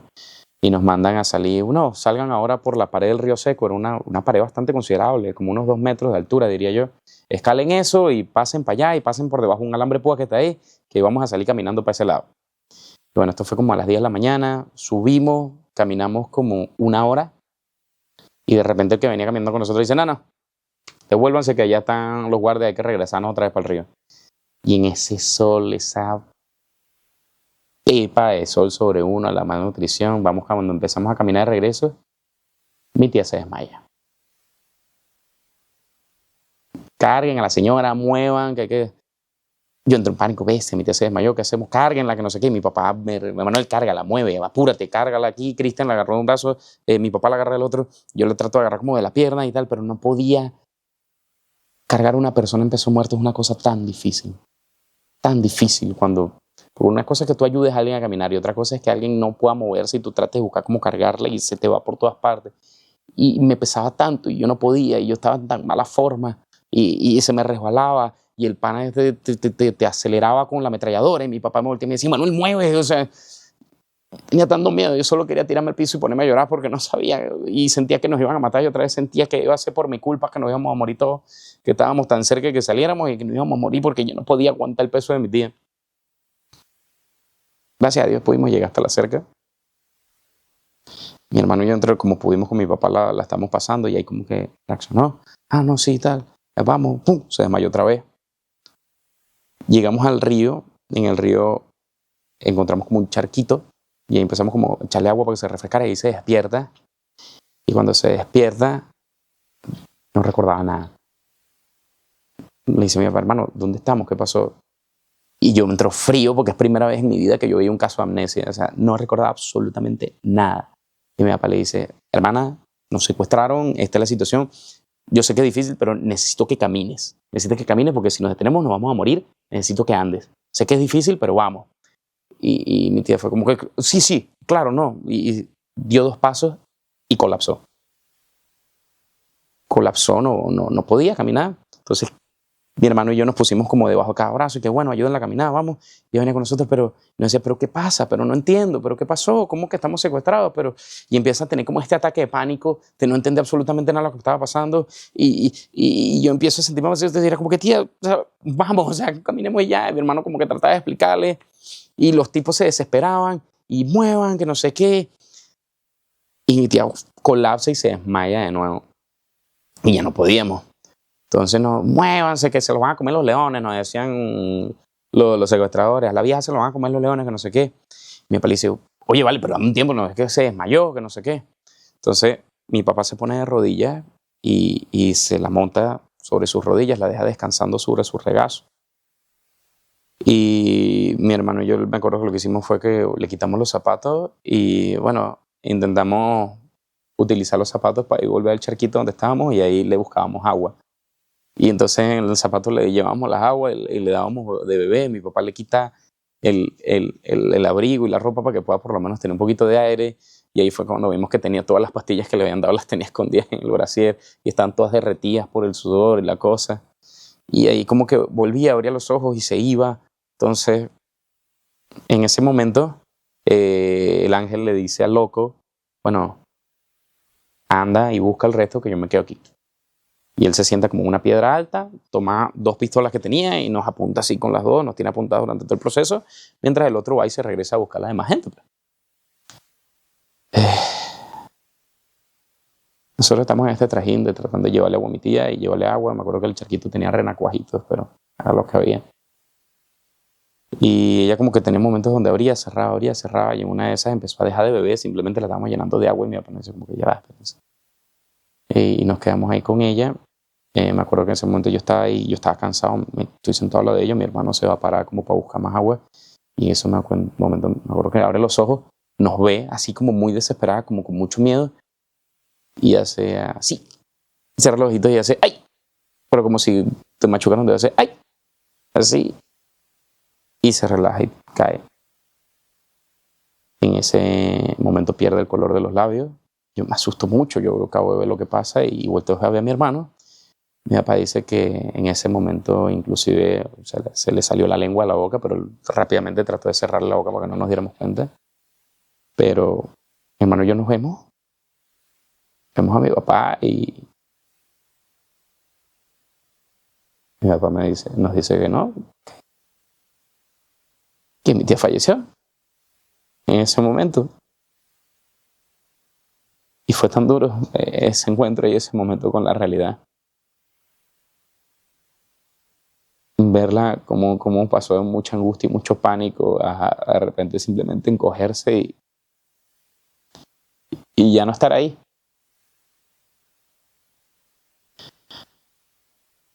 Es duro ver a una persona que estaba tan llena de fe y tan llena de esperanza en esos últimos momentos y hace tan poquito había estado tan llena de vida y de repente irse de una forma tan indigna. Y saber que no pudiste hacer nada. Nada. Me sentía tan bajo en ese momento y lo único que pudimos fue llorar. Llorar desconsolado, mi papá, mi hermano y yo, a los pies de mi tía. Y me acuerdo que estamos llorando no teníamos ni un minutito llorando, ni un momento para procesar lo que estaba pasando. Y este tipo se levanta todo desesperado. Bueno, pero ¿qué pasa? ¿Qué es lo que es? Y mi papá muy molesto se voltea con toda la rabia y le dice, bueno, insulto, estás viendo que se murió mi hermana. Y el tipo se acerca así como muy dudoso a nosotros, nos mantiene encañonados y se baja de donde estaba y nos mantiene, se acerca y ve a mi tía, nos ve a nosotros y se le nota la indecisión como en él. Nos dice esto de que nos vayamos. Cuando ya no escuchamos los pasos, mi papá nos dice ya, nos tenemos que ir. Y me acuerdo, para mí fue muy duro, o sea, yo lo escuché esa primera vez y no podía creerlo, o sea, el tener que dejar ahí a mi tía sola. O sea, no les explico, o sea, ya sabemos que había fallecido, pero no es lo mismo, es como aceptar esa realidad, es como dejarla atrás. Me acuerdo que mi hermano tomó una de las pulseras que tenía, se la puso y mi papá la acomodó en una piedra donde pudiera quedar como sentada, la acomodó y la cubrió con el abrigo que tenía. Le pedimos la bendición a mi tía y nos fuimos. Esos momentos fueron tan duros, esos primeros pasos de seguir caminando río arriba, fue un proceso tan duro de realidad, de desprenderse de alguien que está en su mundo, estaba amando tanto, estaba viendo tantas cosas por qué vivir y ya no. Y fue como un golpe de realidad de quizás sea yo después. Ya cuando se rompe ese velo entre vida y muerte, ya sabes que si pasó una vez, vuelve a pasar. Subimos caminamos todo lo que pudimos hasta que llegamos al final del río. Después no nos tocó de otra que escoger un lado, una dirección y subir el cerro. Dijimos, bueno, por lo menos alejémonos todo lo que podamos y ya después vemos qué hacemos. Estaba tan agotado y tan deshidratado todos nosotros. Ya para es una persona con sobrepeso. Yo también, como pueden ver. Mi hermano, gracias a Dios, no en ese momento. Y más o menos con eso nos íbamos llevando, damos de pasitos y seguíamos. Sin embargo, ese cerro está muy, muy seco. Estábamos en una temporada muy seca en Valencia. O sea, los cerros se encendían, se prendían en candela solitos de los secos que estaban. Entonces nos daba el olor a monte quemado y pensábamos que nos íbamos a morir incendiados. Y eso era la motivación para seguir adelante. Mi hermano se desesperaba mucho. Yo me agotaba y mi papá se sentaba para que yo descansara. Y mi hermano quería seguir. Mi papá le decía, oye, pero quédate quieto, ya estamos todos juntos, avancemos juntos. Pero supongo que este ímpetu de querer salir adelante, ¿sabes? De querer buscar una solución ya. Si mi cabeza estaba vuelta al loca, no me imagino él. En una de esas oportunidades que estamos sentados descansando por mí, mi hermano se fue un poco adelante y de repente escuchamos todo este sonido de ramas rompiéndose y de cosas, como cuando uno se cae por un barranco.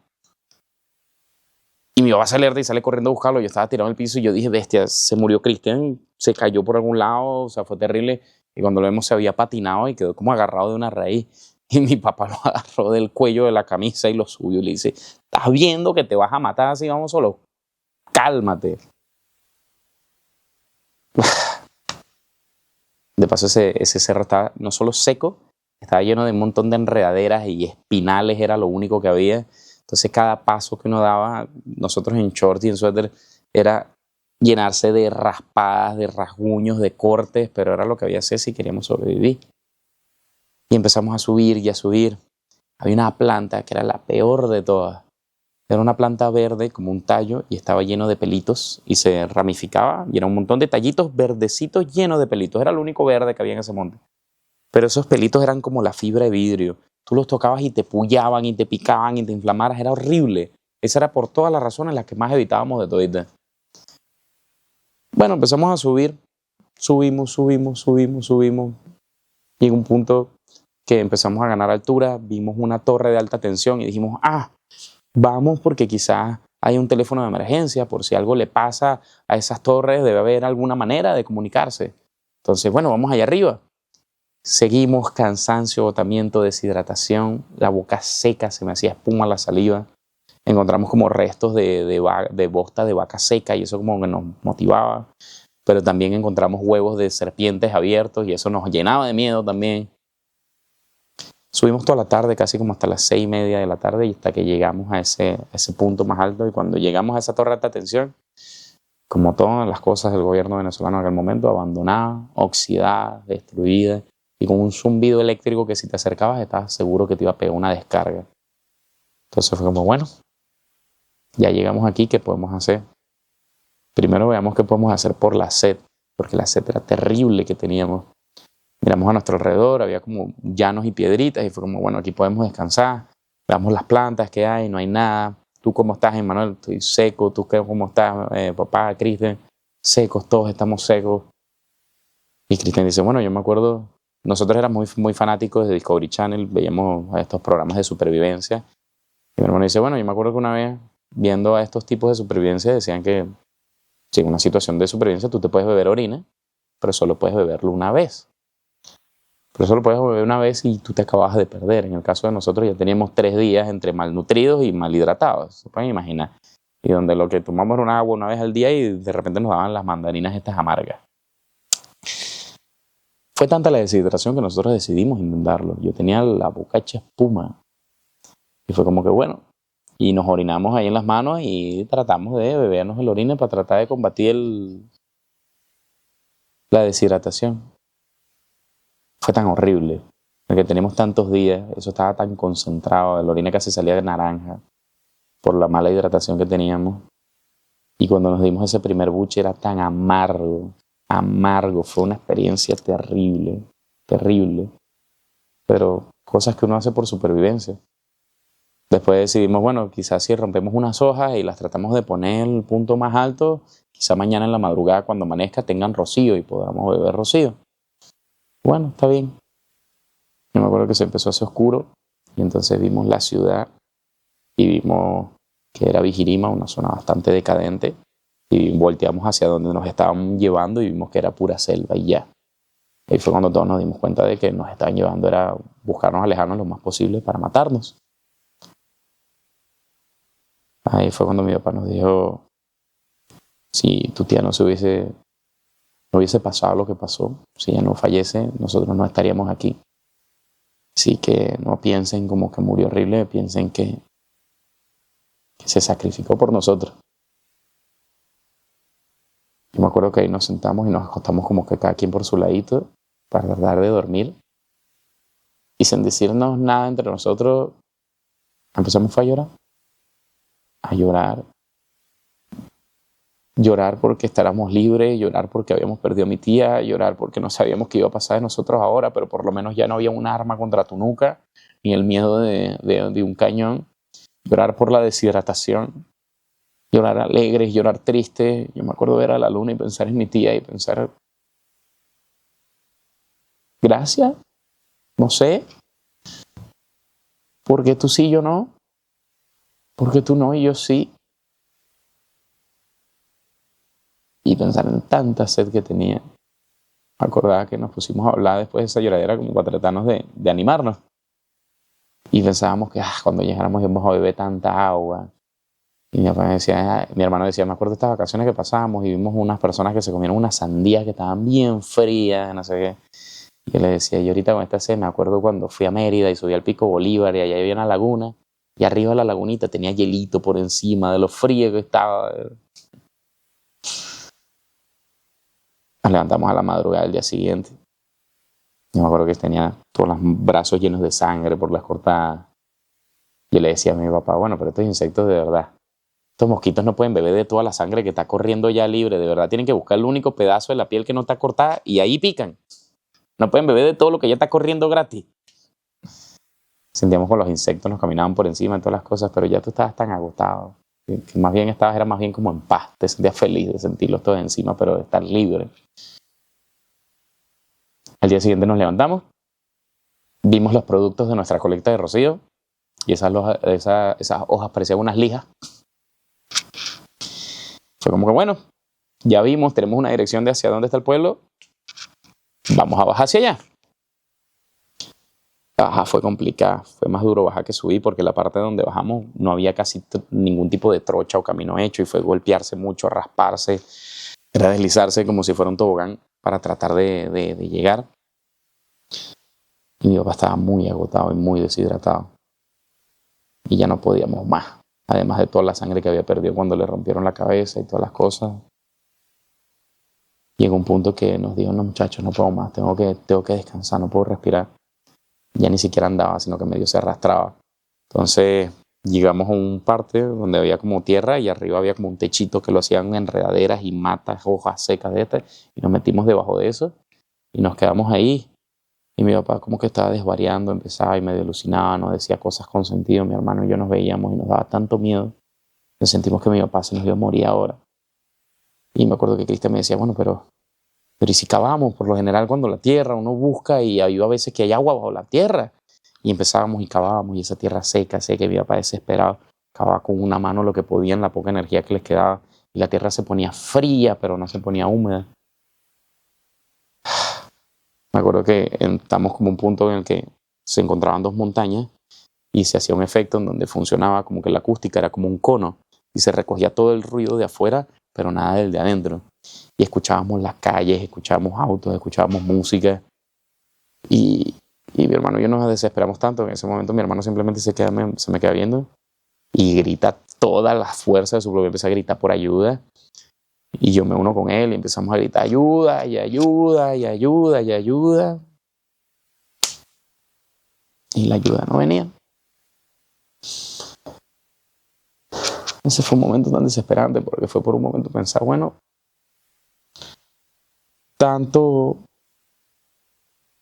luchar para que ahora nos vamos a morir aquí, deshidratados, que nos coma algo, nos pique una culebra y hasta aquí llegamos. Mi papá nos dice, bueno, le dice a Cristian, yo de verdad no puedo seguir más. Cristian lo trataba como motivarlo y le decía, no, Cristian, yo no puedo más. Si quieres tú toma a Manuel y vete y sigan y después me vienen a buscar. Y Cristian y yo nos vimos y esto nos parece imposible, o sea, no podíamos, no de nuevo, o sea, no.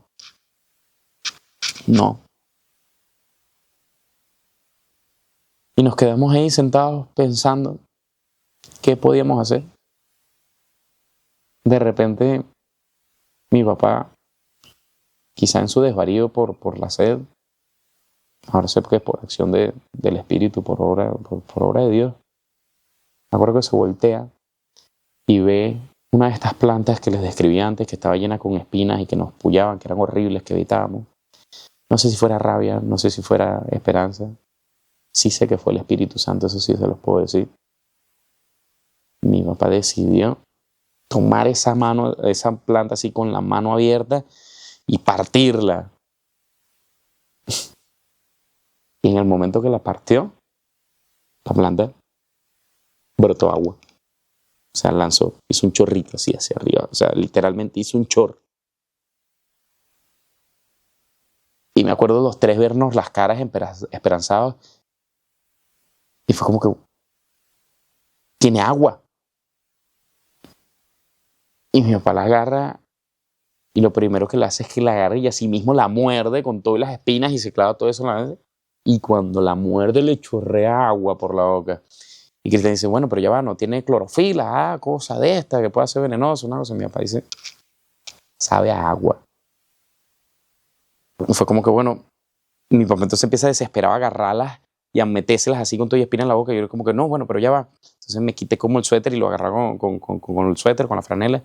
Y Cristian y yo lo que nos hicimos fue tomábamos piedras y empezábamos a pelarlas. Y empezamos a pelar las cañas y se las dábamos a mi papá y le dábamos unas a mi papá y otras a nosotros y las masticábamos y chupábamos todo el agua. Por afuera era como un bambú y por dentro era como una sandía, como la parte blanca de la sandía y tenía un fuerte sabor como si fuera una lechuga. Así como a planta, pues, pero con agua. Me acuerdo que poníamos a pelar las ramas esas con las piedras y empezamos a comerla. Mi papá decía, bueno, no tenían sed. Mi papá nos dijo, aquí está, este es maná. Nos dijo, este es maná, nos dijo mi papá.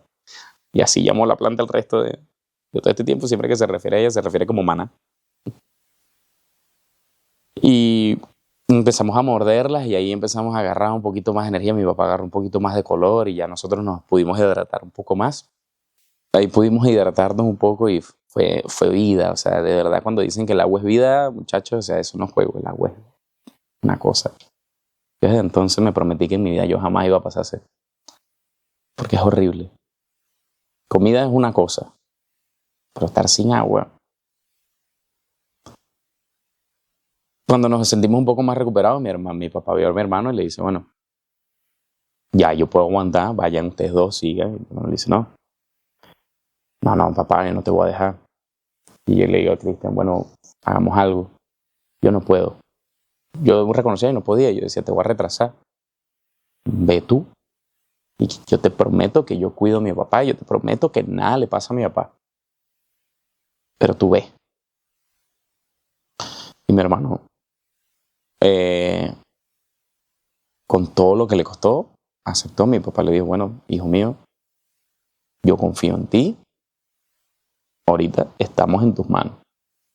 Y yo sé que tú vas a llegar. Te dio la bendición en el nombre de Dios. Vas a ir y nos vas a venir por nosotros.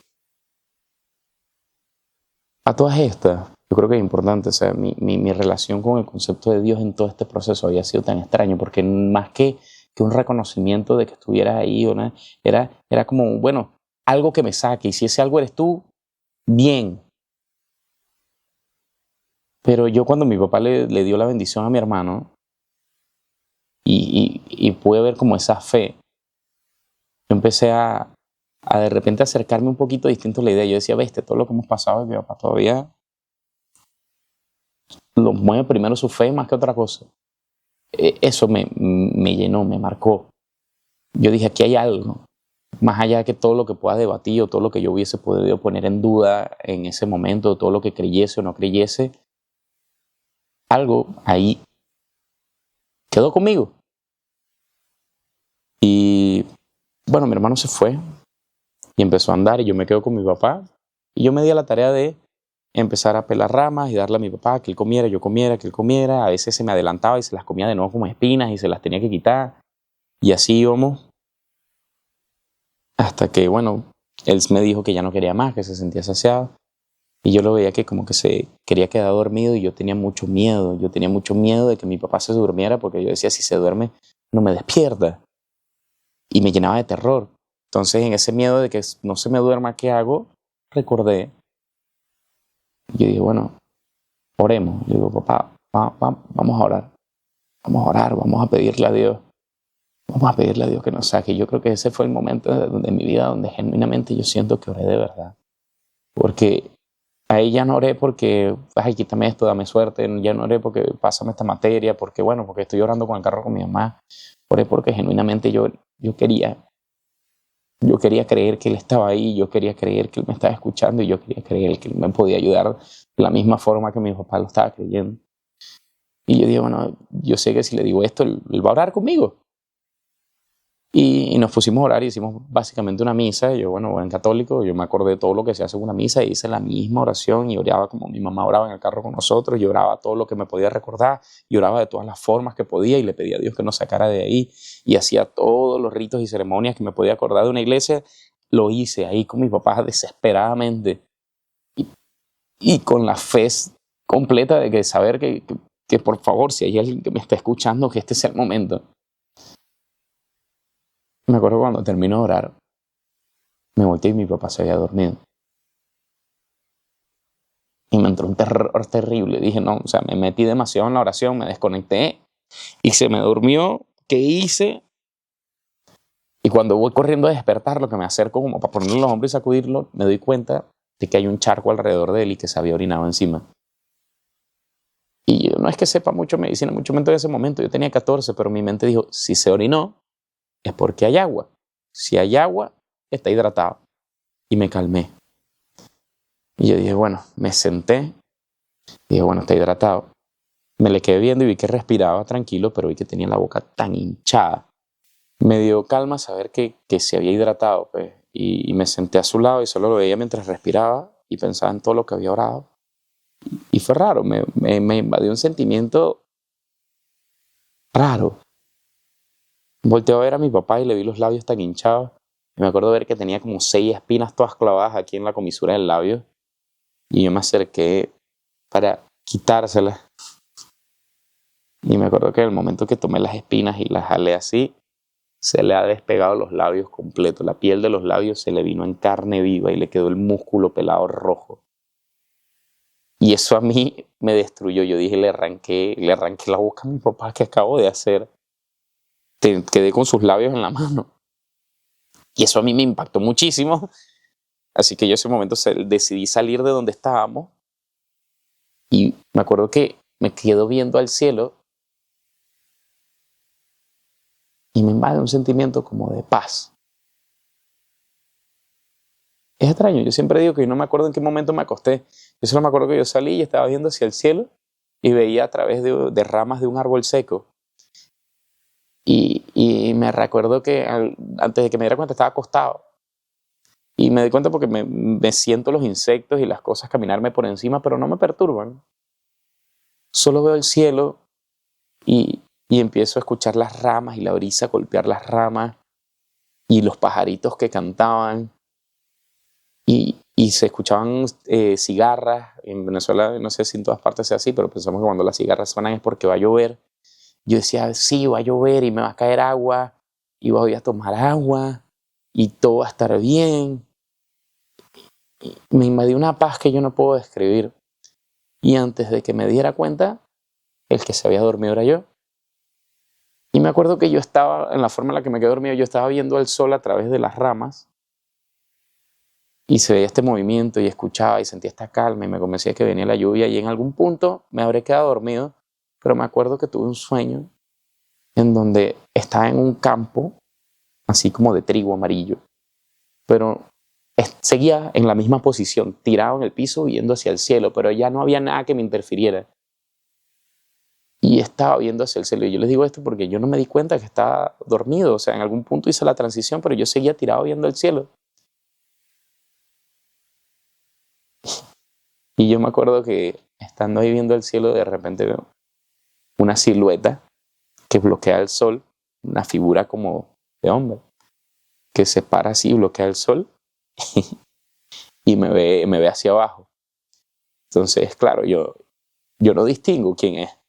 Yo solo veo una silueta viéndome hacia abajo con el sol brillante atrás de ella. Y me acuerdo de escuchar con mucha claridad la voz de mi primo, el que vivía con nosotros, que me veía a los ojos y me decía, no vale, ahorita que estamos a punto de encontrarlos y se van a morir. No. Y me acuerdo que se da la espalda y empieza a alejarse. Y yo me desespero. Y yo trato como de estirarme, de alcanzarlo, de ver esa figura. Y cuando me despierto está completamente oscuro. Y ahí es cuando me doy cuenta que estaba dormido. Y yo me quedo tan impactado que yo no puedo creer que es lo que acaba de pasar.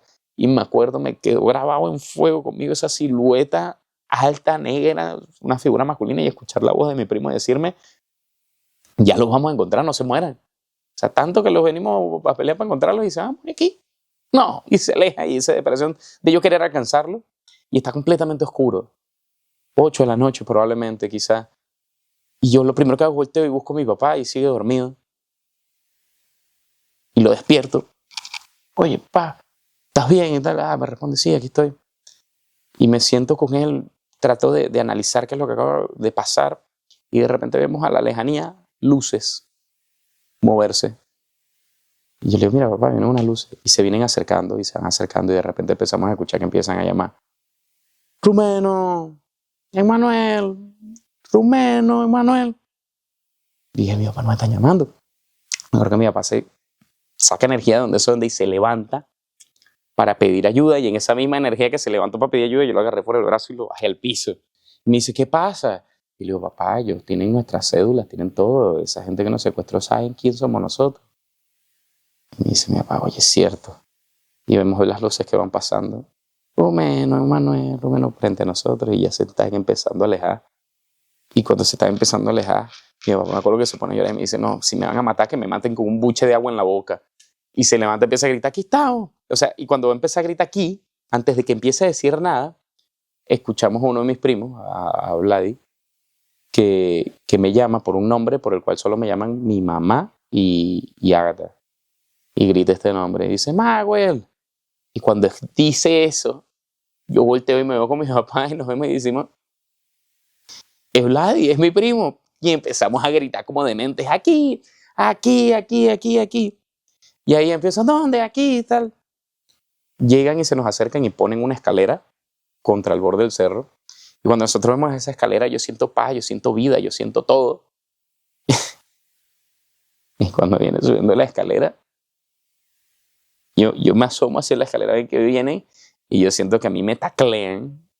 Y yo no sé quién me está tacleando, yo solo siento el abrazo.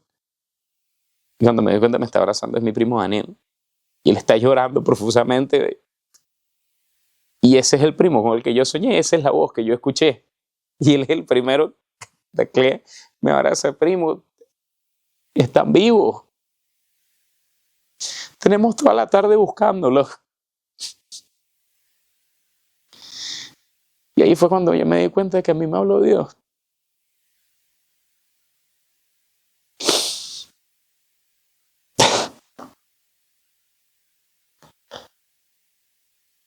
Yo pasé de tener tantas dudas, de no entender tantas cosas, a tener que pasar por una situación tan dura y decir, bestia, o sea, él está ahí, y no solo él está ahí, él vino y me habló de frente, me habló, me vio y me habló. ¿A mí? ¿Que quién soy yo?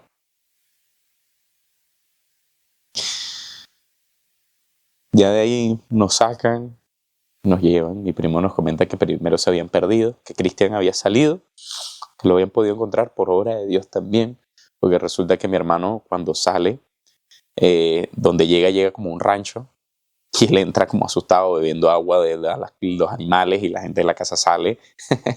Y él empieza a decir como que, cónchale, yo soy el que estaba secuestrado, ayúdenme. Y esta familia asustada, un muchacho todo sucio de la nada, está bebiendo agua de los animales en el patio de su casa. Y por obra de Dios, en la casa de al lado había unos policías entregando una citación. Y mi hermano los vio y pensó que nos estaban buscando y les empezó a hacer señas. Y ahí fue que los radiaron y lo encontraron. Y ahí mismo lo encontraron, vino mi primo y se regresaron a entrar a buscarnos a nosotros. Y en esa búsqueda aparentemente se perdieron y encontraron fue primero a mi tía y después pudieron utilizar a mi tía como referencia para encontrarnos a nosotros. Sé que ha sido un cuento largo, pero yo quiero que entiendan el impacto que esto tuvo en mí. Yo no solo tuve la verificación de tantas dudas que tuve en mi vida, yo tuve la oportunidad de que Dios me mostrara la misericordia tan infinita que Él tiene. De que Él te vea a los ojos y no importa cómo tú te sientas, no importa que tampoco tú sientas que tú vales, qué tan dañado sientas que tú estés. Él siempre está ahí contigo. Y Él siempre te quiere ayudar, Él quiere lo mejor para ti.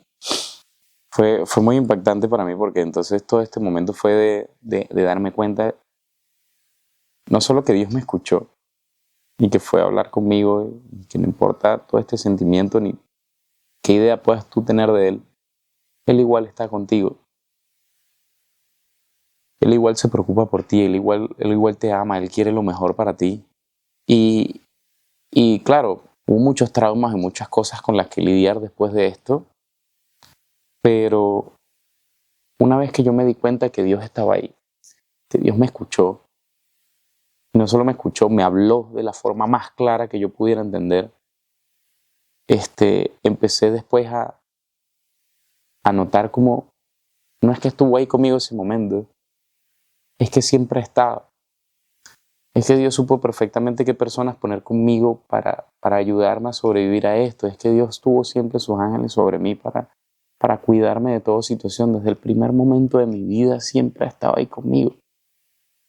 Siempre me ha estado cuidando, siempre me ha estado protegiendo. Desde ese primer intento de robo en la joyería y lo que evitó que pasara a mayores y que acabasen con mi vida en aquel momento fue Dios, el que me mantuvo y me ayudó a salir adelante y sobrevivir toda la situación con mis papás y entender que todavía hay cosas buenas en mí y ser una persona de bien, fue Dios el que me mantuvo con vida durante todo eso y me llevó de la mano y se garantizó que saliera de ahí, fue Dios. Y empecé a verlo en todo. y entender. Y ahí es cuando encontré un versículo en la Biblia que me gusta muchísimo desde aquel entonces y lo tengo muy presente. Y yo creo que es el que dejo que rija mi vida, que es Romanos 8:28, que me van a disculpar un poquito en mi memoria, no, todavía no soy tan bueno memorizando versículos, pero dice algo así que como aquellos que aman al Señor, todas las cosas les obran para bien. Y esto es acorde y según a lo que son llamados. Y yo lo empecé a entender porque todas estas cosas y estas eventualidades que han pasado en mi vida, Dios las ha puesto ahí porque me han enseñado a ser una persona que entiendo que las relaciones son complicadas, que he aprendido a aceptar que las dificultades pasan en la vida, que a veces vamos a pasar por cosas muy duras, pero entiendo que no es porque Dios no nos abandone o porque no se preocupe por nosotros. Es que al final del día siempre va a haber mal en el mundo y va a haber gente que actúe mal, pero Dios te va a dar las herramientas y si tú estás con Él y lo tienes en cuenta, Él te va a dar la forma de salir adelante y no solo de salir y sobrevivir y pasar, porque ustedes podemos decir de que, bueno, pero si me puede ayudar a salir, ¿por qué no evita que me pase y ya? Porque, hermano, tú que me estás viendo, yo te puedo garantizar que yo no sería ni la mitad de la persona que soy si no hubiese vivido todas las cosas que he vivido. Y yo hoy en día soy un profesor, tengo mi familia, tengo mis amigos, tengo mi esposa, que es una persona a la que amo con locura, y tengo mi familia que me ama también y que me han apoyado y que me pudieron apoyar no solo durante, sino después de esto. Tengo mi boda dentro de poco y tengo tantas cosas por las que mirar al frente y considero que Dios me ha hecho una persona bendecida, pero no solo eso, me ha hecho una persona que sabe apreciar esas cosas y me ha ayudado a construir en cómo yo me relaciono. Yo gracias a todo lo que he pasado, he podido aprender en que todos necesitamos una oportunidad. Yo ahorita puedo entender perfectamente a mis papás y todas las situaciones que los vivieron y los llevaron a, en su momento, tomar malas decisiones o decisiones que hirieron a los demás, pero soy capaz de entender y perdonar, y no solo perdonar, de ver con amor igual, porque todos pasamos por un proceso difícil y yo no sería capaz de hacer estas cosas si Dios no me hubiese permitido pasar a través de ellas y salir adelante y entender cómo todas estas obras obran para bien, porque me han hecho la persona que soy y, y todavía estoy lleno de muchas fallas y todavía sé que me falta mucho por aprender y todavía no me considero ni remotamente perfecto, pero sí me reconsidero una persona mucho más llena y que ahora y desde aquel momento oro a Dios y pido sin miedo porque sé que me escucha y sé que está ahí para mí y que quiere lo mejor para mí porque se encargó de que después del secuestro, de que yo lidiara con tantas cosas de por qué sobreviví, por qué viví esto, entiendo que esto es una de esas razones. Que yo esté aquí hablando contigo ahora y que tú puedas ver algo importante aquí y que quizás esto te sirva para entender que Dios se puede estar manifestando en tu vida y que de las cosas bien profundas se sale y que Dios está ahí viéndote con amor durante todo este proceso. Entonces eso ha hecho que yo, todo lo que viví, valga la pena. Y lo digo sin pesa, ni culpa, ni ningún gramo de nada en mi vida. Y si me tocara vivirlo de nuevo, lo viviría. Porque es lo que me ha hecho lo que soy. Y es lo que me ha puesto en este camino de buscarle y de dar gracias a Dios todos los días. Y si esto te está funcionando a ti para algo, gloria a Dios. Y entonces lo que pasé no fue en vano, bajo ningún concepto. Y lo que tú estás pasando no va a ser en vano tampoco. Quizás no le veas el objeto ahorita, pero ese beneficio se ve. Quizás no sea para ti, quizás sea para alguien que esté a tu lado. Dios definitivamente obra de formas misteriosas y eso es algo que a veces es difícil entender. Pero yo siento que a veces no es necesario entender el proceso cuando entiendes que al final del día, es que Él te ama.